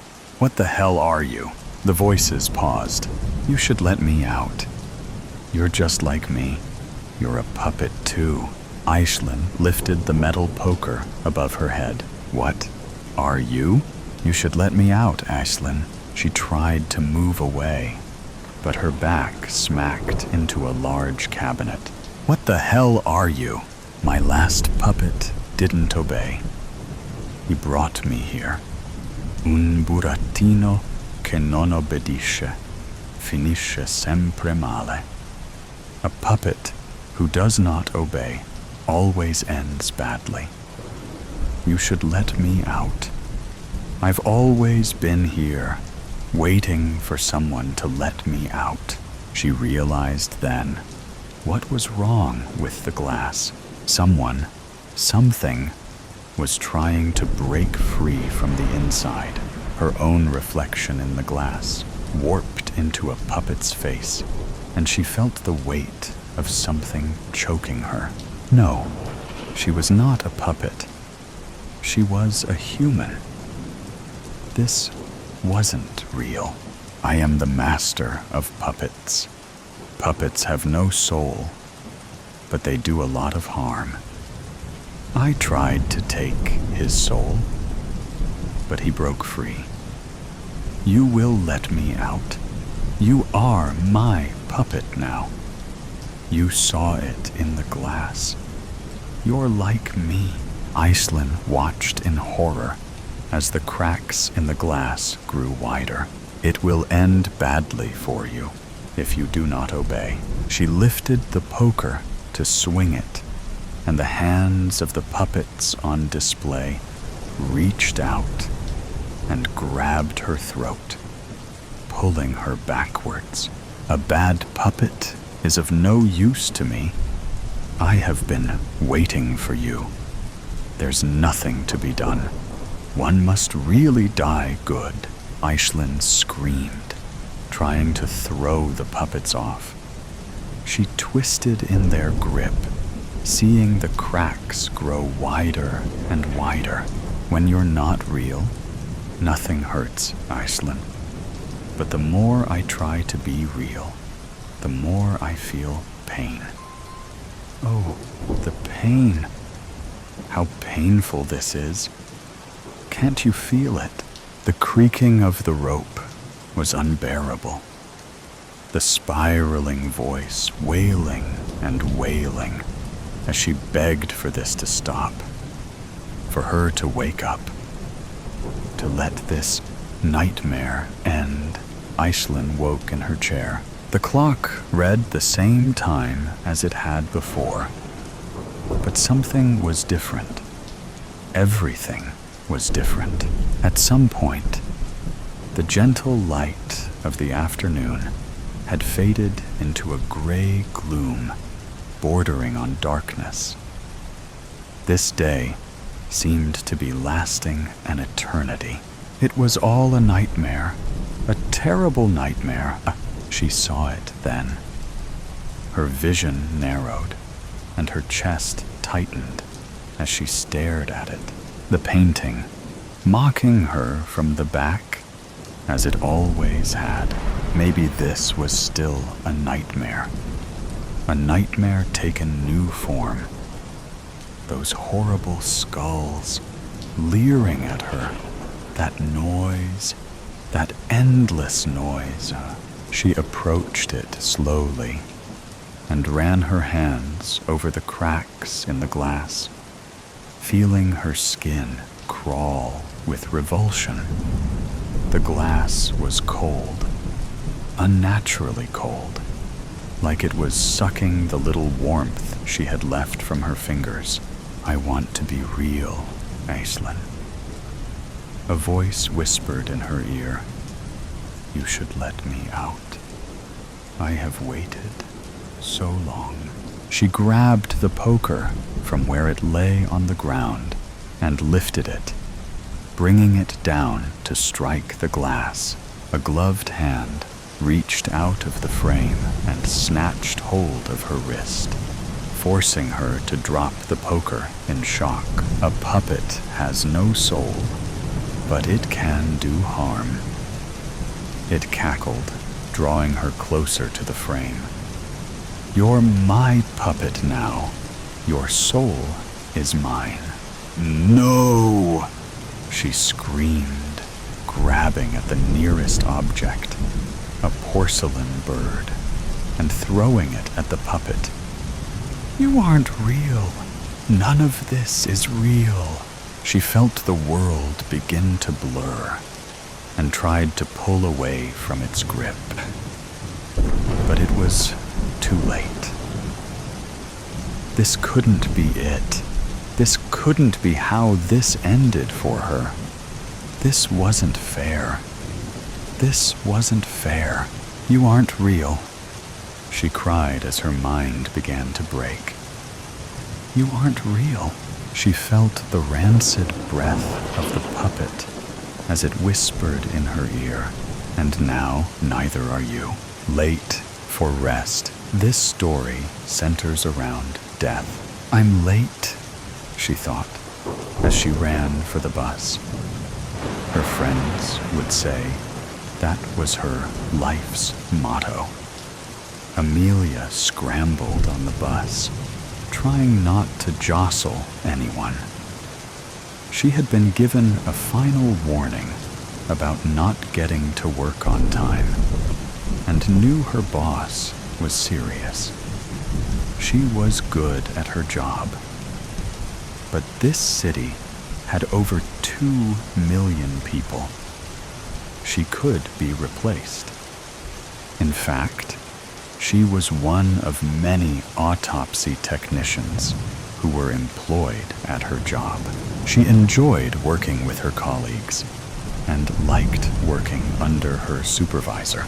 The problem was, on top of being a natural procrastinator, she was in school full-time while working full-time.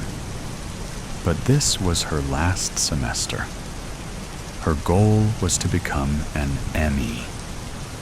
She had always been interested in true crime as a kid and spent her free time watching the ID channel.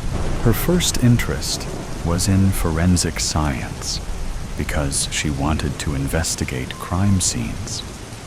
But death and dead bodies never bothered her, and she started working in the morgue as an undergrad, which spurred her interest in forensic pathology. It was then that she learned she was gifted in reading corpses. All those years of hearing about petechiae, cyanosis, and lividity became useful. She could read bodies like a book. That, combined with her proclivity for stockpiling information about diseases and murder, made her a veritable glossary of forensic pathology. Amelia was well liked at work because she was knowledgeable and friendly. Plus, she had a great work ethic while at work. It was outside of work that she struggled with procrastination. She just struggled to stay focused. If she had an assignment to do that required research, she'd end up going down rabbit holes on a side topic that caught her eye. She would know it's time to stop. But if a deadline wasn't impending, she knew she could get away with pushing something off in favor of exploring her current interest. This habit is what created such a wealth of knowledge for her. Unfortunately, it also made her have to do everything last minute or even late. Since becoming an adult and responsible for her own finances, she has never filed her taxes on time. 2 years in a row, she forgot altogether. To compensate, Amelia didn't get much sleep and often slept through her alarms. It was probably her body and brain's way to ensure she got enough sleep. Her boss didn't care how good of a worker she was if she continuously showed up late. She understood that, yet she still struggled to alter her habits.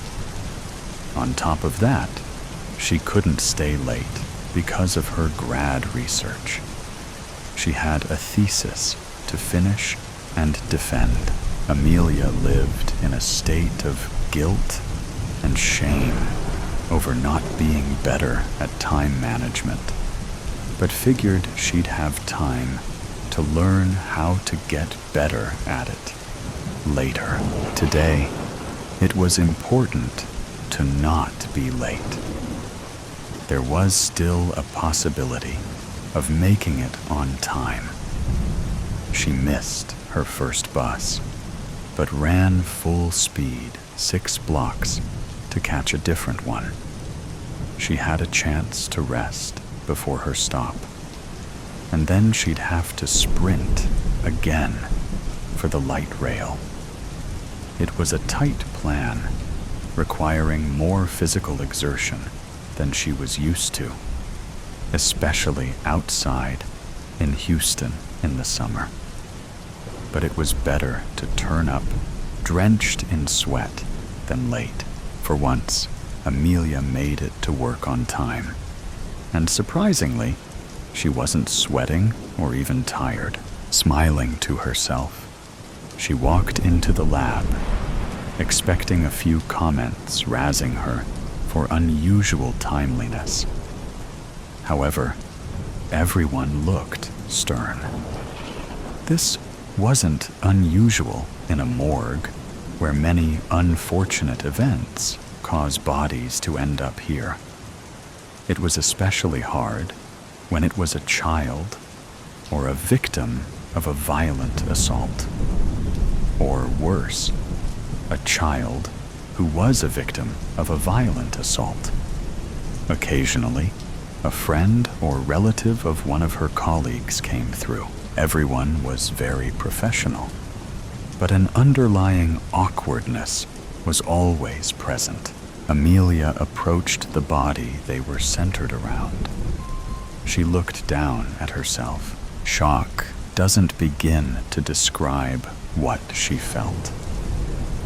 Confusion, of course, was also a dominant reaction. Was this a prank? The level of cruelty involved in doing something like this as a prank was beyond her comprehension. "What the fuck?" she yelled. For once, she was not late.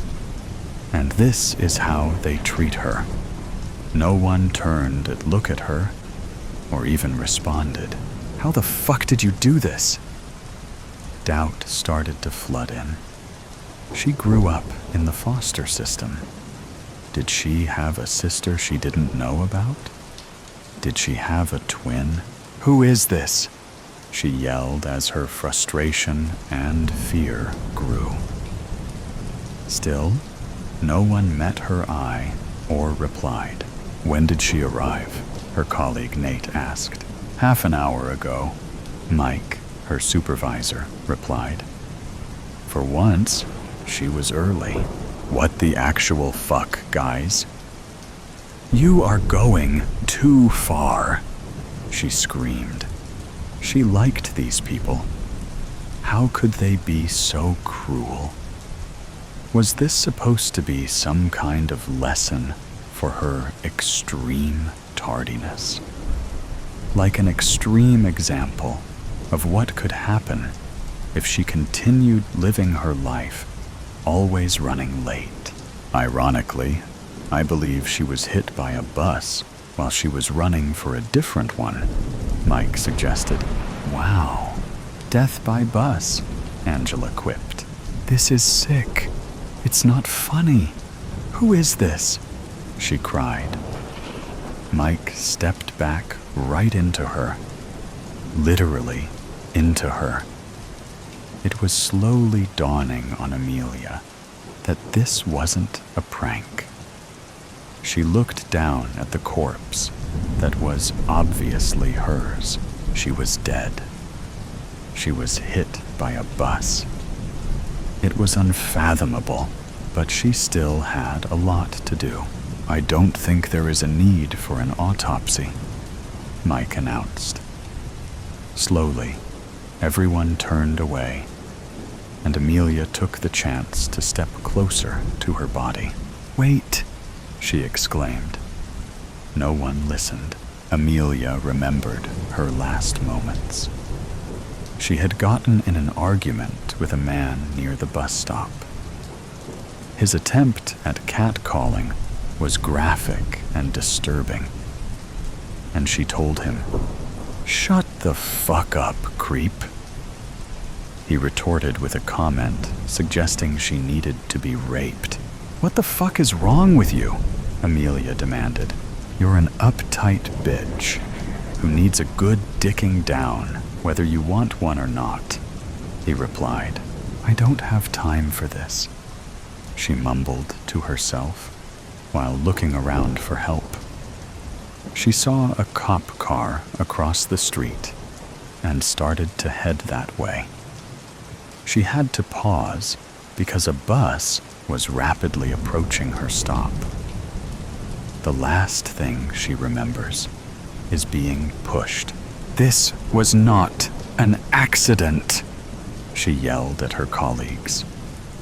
Desperation set in as she realized this would be recorded as an accident instead of the murder it was. Legally, it was probably manslaughter, but when you're the one killed, you feel murdered, not manslaughtered. Her colleagues continued to go about their business as Mike filled out the paperwork. "Please look again, Mike," she said as she peered over his shoulder. She watched him type the details, or her death, which she found the most surreal event of the day.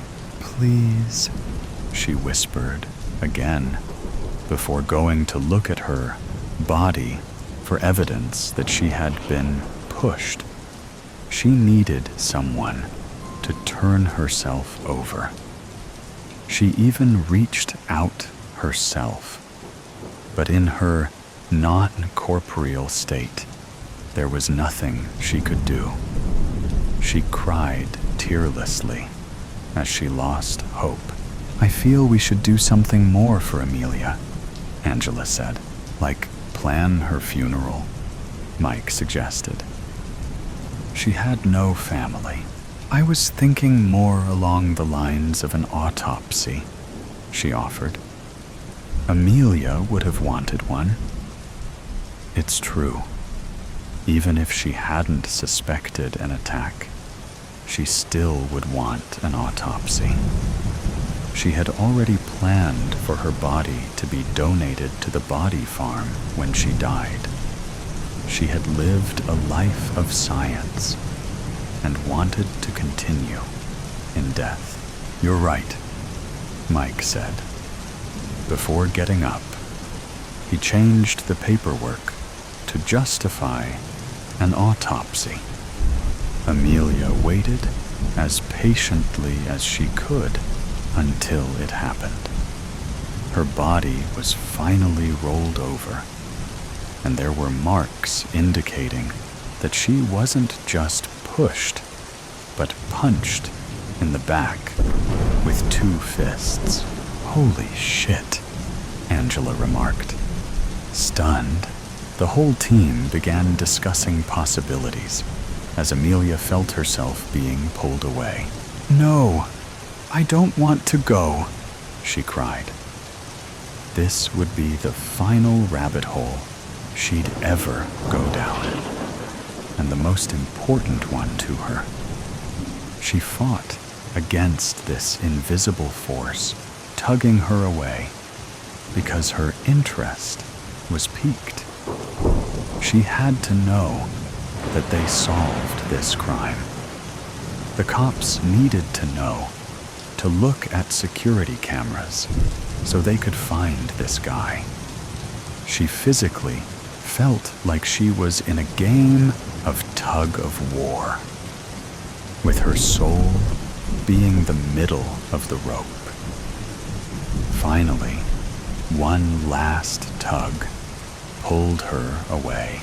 There's at least one place she could not be late for. The perfect coincidence. When Maggie first found the old postcard at the bottom of her grandmother's drawer, she thought nothing of it. It was a typical postcard, nothing spectacular. The image on the front was of a sunny beach with the words, "Greetings from Seabrook," printed in bold letters above a view of the ocean. But the back was what made Maggie freeze, written in smudged ink in a neat, looping script were just 2 lines. "I'll be there at 5 p.m. Don't forget the blue umbrella. It'll be our sign." There was no date, no name, just a message. Maggie wasn't sure why, but it sent a shiver down her spine. She turned the postcard over in her hand. Her grandmother, Clara, had passed away last year, and the postcard was among some of the things Maggie was sorting through as she went through her grandmother's things. She had never seen this postcard before. Clara had never mentioned Seabrook. There were no family vacations to the beach, no secret lovers from some faraway town. There were no blue umbrellas. But the thing that unsettled Maggie the most was how familiar the writing looked. The loops, the curls, they looked exactly like her handwriting. Maggie shook her head, trying to dismiss the thought. It was ridiculous. It was just a coincidence. She had to be imagining things. But still, the words echoed in her mind as she tucked the postcard into her pocket. Over the next few days, Maggie couldn't stop thinking about it.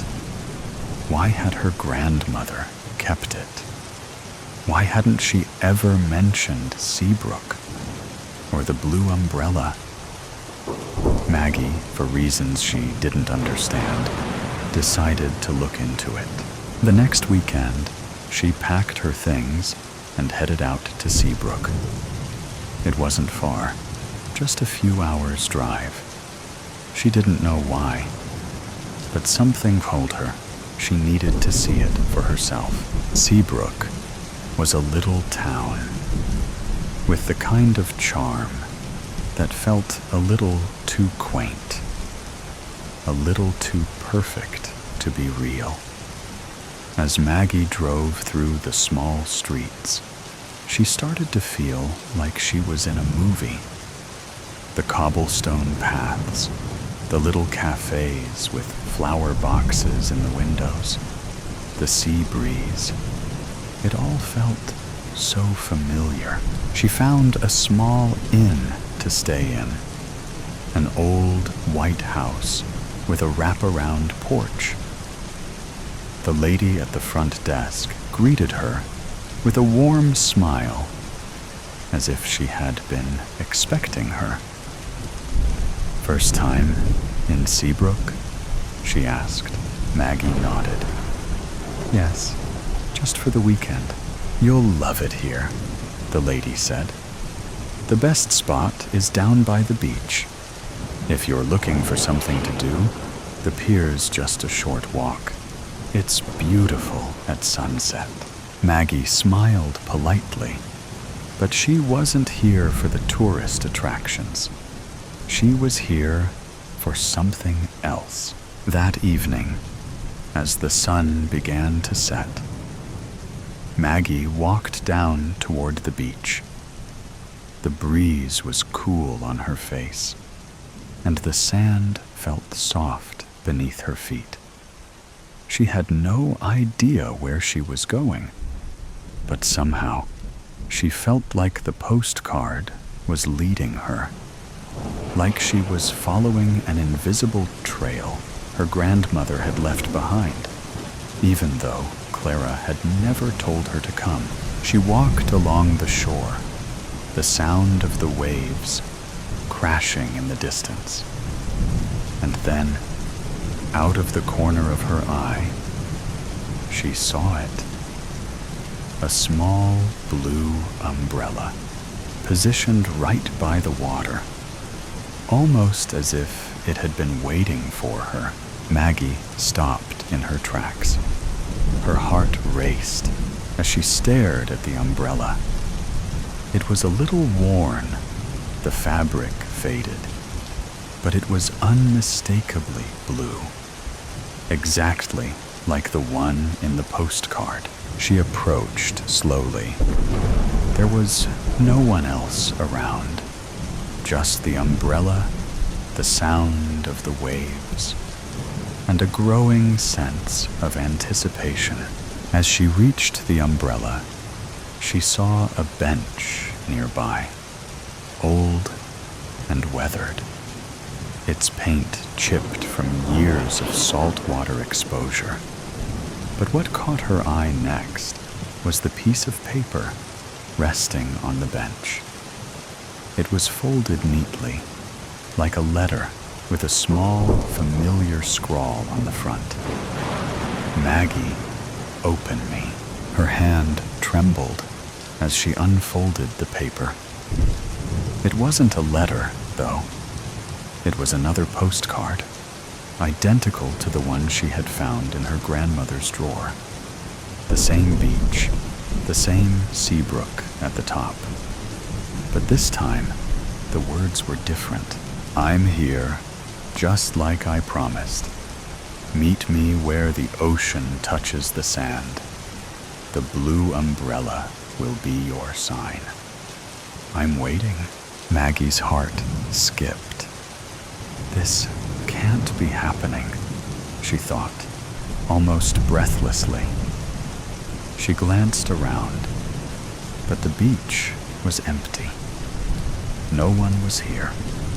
No one had been here, and yet, somehow, she felt drawn to the spot, like it was a place where time and reality blurred. Clara? She whispered, almost as if speaking the name aloud would make something happen. But there was no answer, no sign of anyone nearby. She sat down on the bench, the postcard in her lap. The sun was almost fully set now, painting the sky with shades of pink and orange. Then, a figure appeared at the edge of the beach. Maggie's breath caught in her throat. The figure was too far away to make out clearly, but something about the silhouette seemed so familiar. The way they moved, graceful and sure-footed, as if they had walked this very spot 1,000 times. Maggie stood, unable to keep herself seated. She took a few tentative steps toward the figure, her eyes squinting, trying to make sense of the shadow. The person grew clearer as they approached, and Maggie's pulse raced in her ears. It was her grandmother, Clara, standing before her, looking younger than Maggie had ever remembered. Her skin was free of the wrinkles it had when she'd passed. Her hair, though graying when she died, was now thick and dark, cascading down her shoulders. She smiled, a soft, knowing smile that made Maggie's heart ache. "Grandma?" Maggie whispered, her voice barely audible. Clara nodded, her smile deepening. "I knew you'd find me, Maggie." "Find you?" Maggie felt tears well up in her eyes. "But how? How are you here?" Clara reached out, her hand brushing Maggie's cheek. "It's not as complicated as it seems. I needed to bring you back here. Back home." Maggie shook her head in disbelief. "But the postcards, they were from you?" "Not exactly," Clara said softly. "The message was always for you. But it wasn't time for you to understand until now. You were always meant to be here, Maggie, right where the ocean meets the sand." Maggie's heart pounded, her thoughts spinning. But why the blue umbrella? Why Seabrook? Clara's eyes softened, and she gave a small, bittersweet laugh. The umbrella was just a symbol, your sign.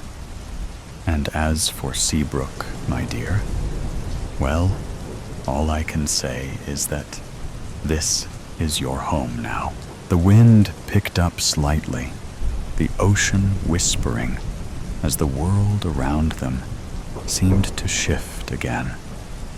Like a dream slowly fading, Maggie opened her mouth to ask more, but the words caught in her throat.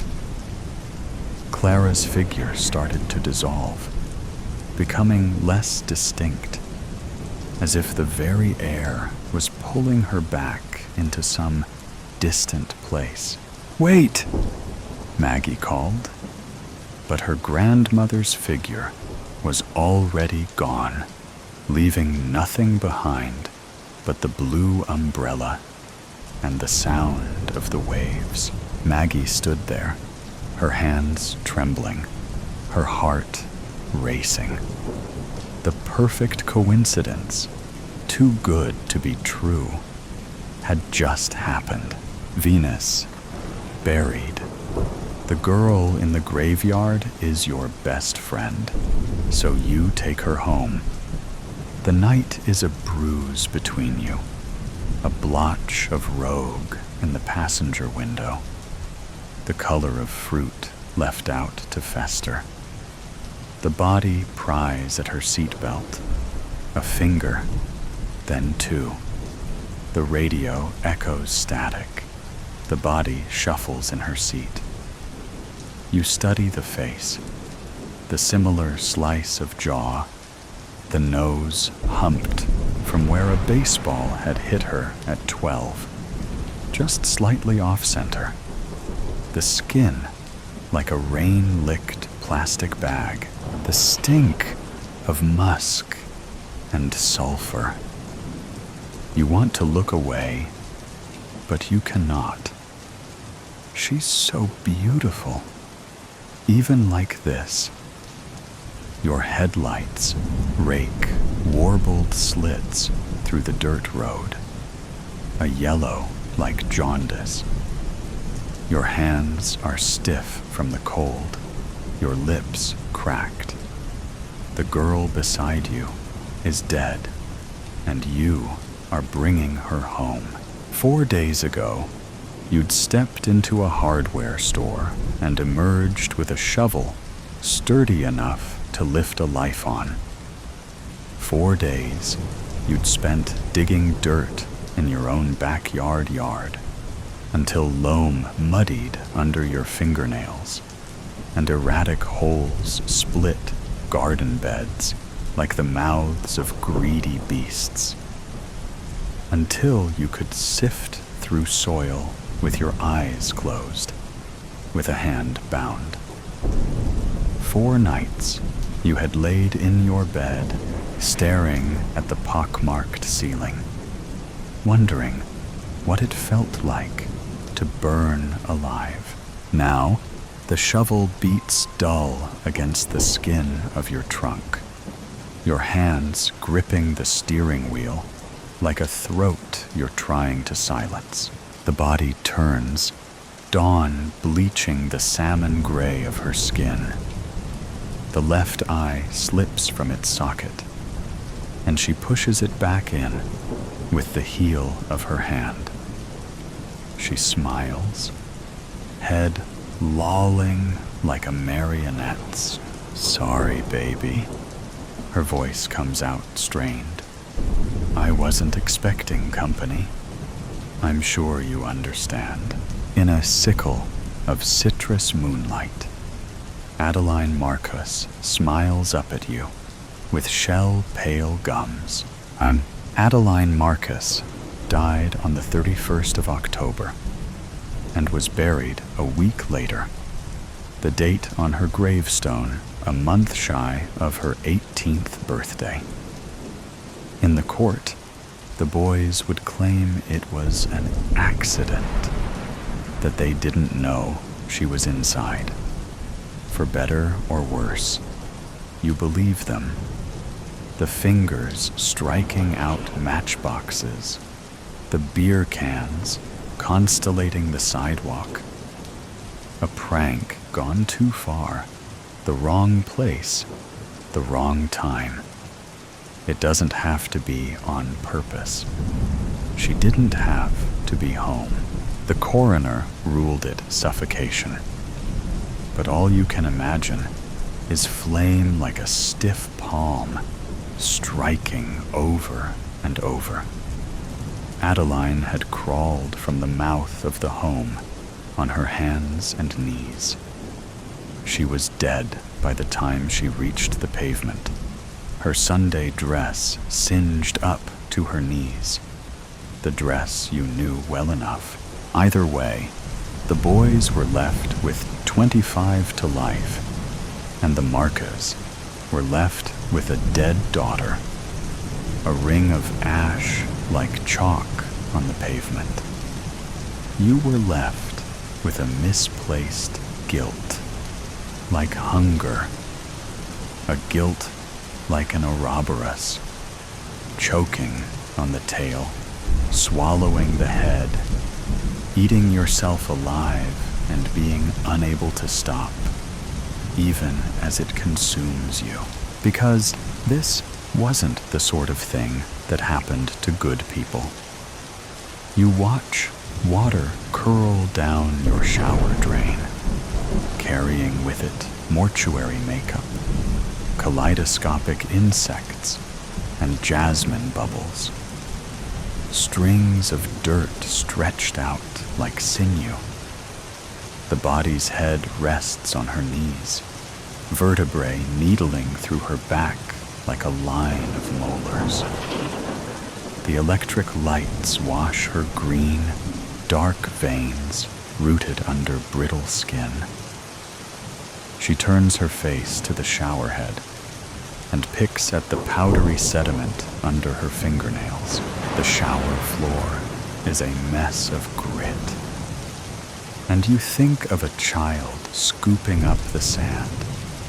You turn the heat up until it scalds and scrub mildew from the base of the shower door. You think, if you can only get everything clean, everything will be all right. She turns her head and looks at you through eyes obscured by glass paneling. She says, "It's not as bad as all that. I don't even think I felt a thing." But she says it through lips the color of spoiled plums, so the sentiment doesn't ring true. You lift threadbare towels from the bottoms of your linen closet. You walk 3 times around your block and return to a corpse sat on your sofa like she has nowhere better to be. There are ants in your sugar bowl. You try to remove them, lift their crystal-knotted bodies on the prong of a fork, but they slip between the gaps, and you are left with a mess bigger than when you started. Tea brown sludge bleeding from thoraxes, and the stink of vinegar. There's a dead girl on your sofa, but let's focus on the ants in your sugar bowl. The way they thread through cysts of white like veins on a leaf, like the capillaries that run through the skin of your face. You make tea anyway. You add too much milk and sit cross-legged in front of the body. She stares at you. You stare back. The two of you drink, and ribbons of watery milk pour clean out her trachea, the gaping hole in her chest. But she doesn't stop drinking until you do. "You're not looking at me," she says. "Not really." "Yes, I am." You twist your hands in the shag carpet. "Aren't I now?" "No," she says. "You're not." You leave your teacup on the floor, saucer an iris of yellow, and go upstairs.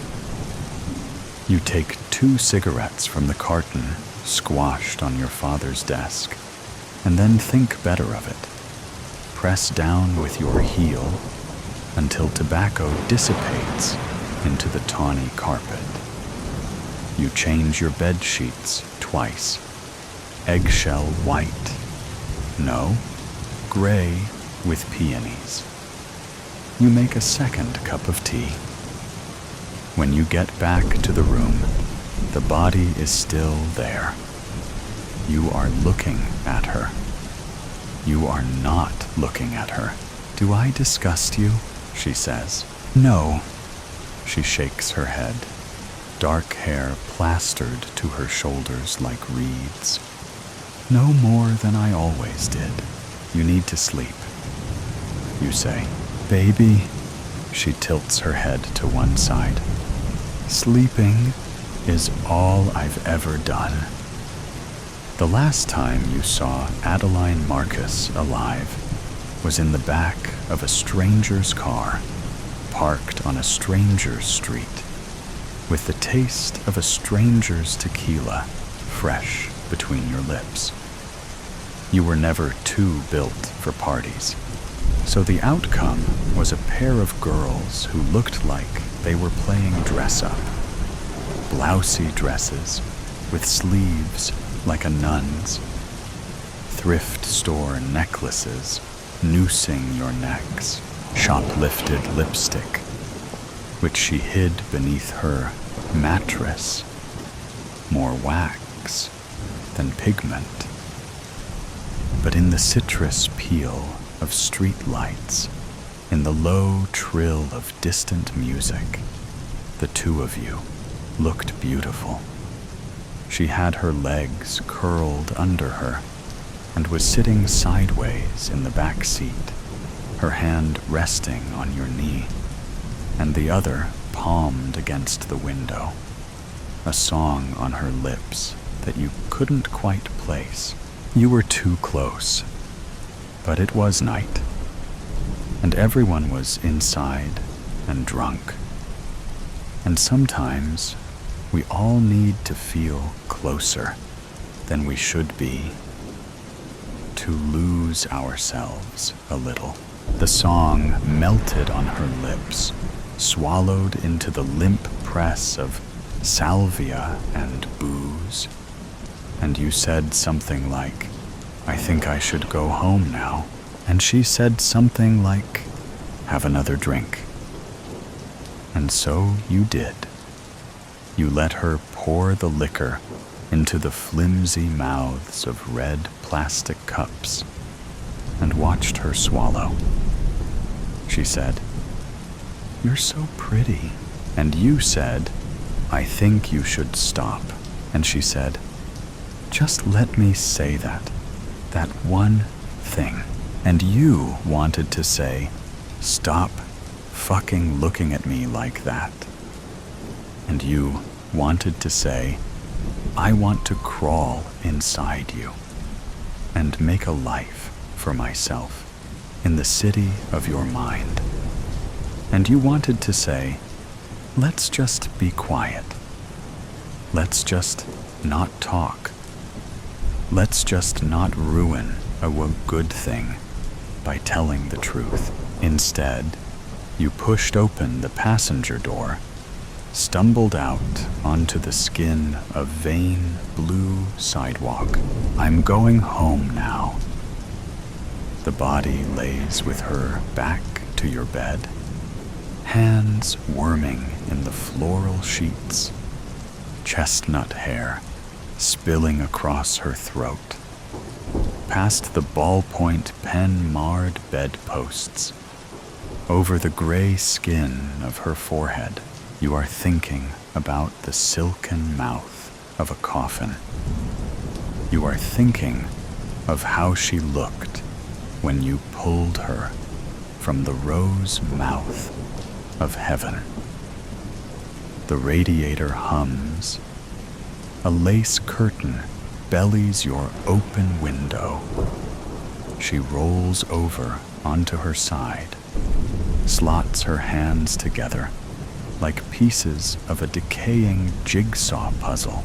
You still can't even look at me. Her mouth moves too slowly, words like chewing gum. Why am I here, Bet? What's it for? There are pink crescent moons on the bed of your palms from the bite of your nails.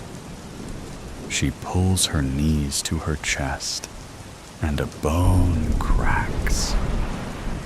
She pulls her knees to her chest, and a molar tumbles from between her keyhole lips. You can only love me when I'm not here. You can only love me when there's nothing left to love. You press your cheek to the cool spread of linen beside her. You listen to the steady beat of your heart, the way you can feel it in your fingertips, entirely singular. Don't tell anyone. You say, did you want it to die with me, Beta? She shifts, and her hair falls against the nape of your neck. Were you glad it was silenced? Don't tell anyone. You say again. She sighs, lays herself back down, so you're face to face. Crooked nose, eye pulling from its socket. The onset of gray-green decay wreathing her jaw. The smell of soil and rot and cicada-heavy nighttime. Who could I tell? She brushes your hand. I'm not really here. And suddenly, you can imagine it is your fists splitting beer cans in two, like overripe fruit. It is your fingers on the matchbox, your fingers striking out. But you both know the house would still be on fire. And you both know you'd leave alone. You take her hand. You put your face in the crook of her neck and beg forgiveness from a ghost. So today's story has come to an end. Or perhaps it never really ended. There are mysteries still there, questions still unanswered, and sometimes things that seem to only exist in stories can creep into reality in unexpected ways. Are you sure that when you turn off the sound, everything around you will still be normal as before? Or is there something watching you? Either way, always remember that these are just stories, or at least we want to believe that they are. If you like moments of suspense, tension, and breathlessness, don't forget to follow me so you don't miss the next stories. And next time, when you come back, make sure you are ready, because what awaits you may be even scarier than you thought. See you again if you still have the courage to continue listening.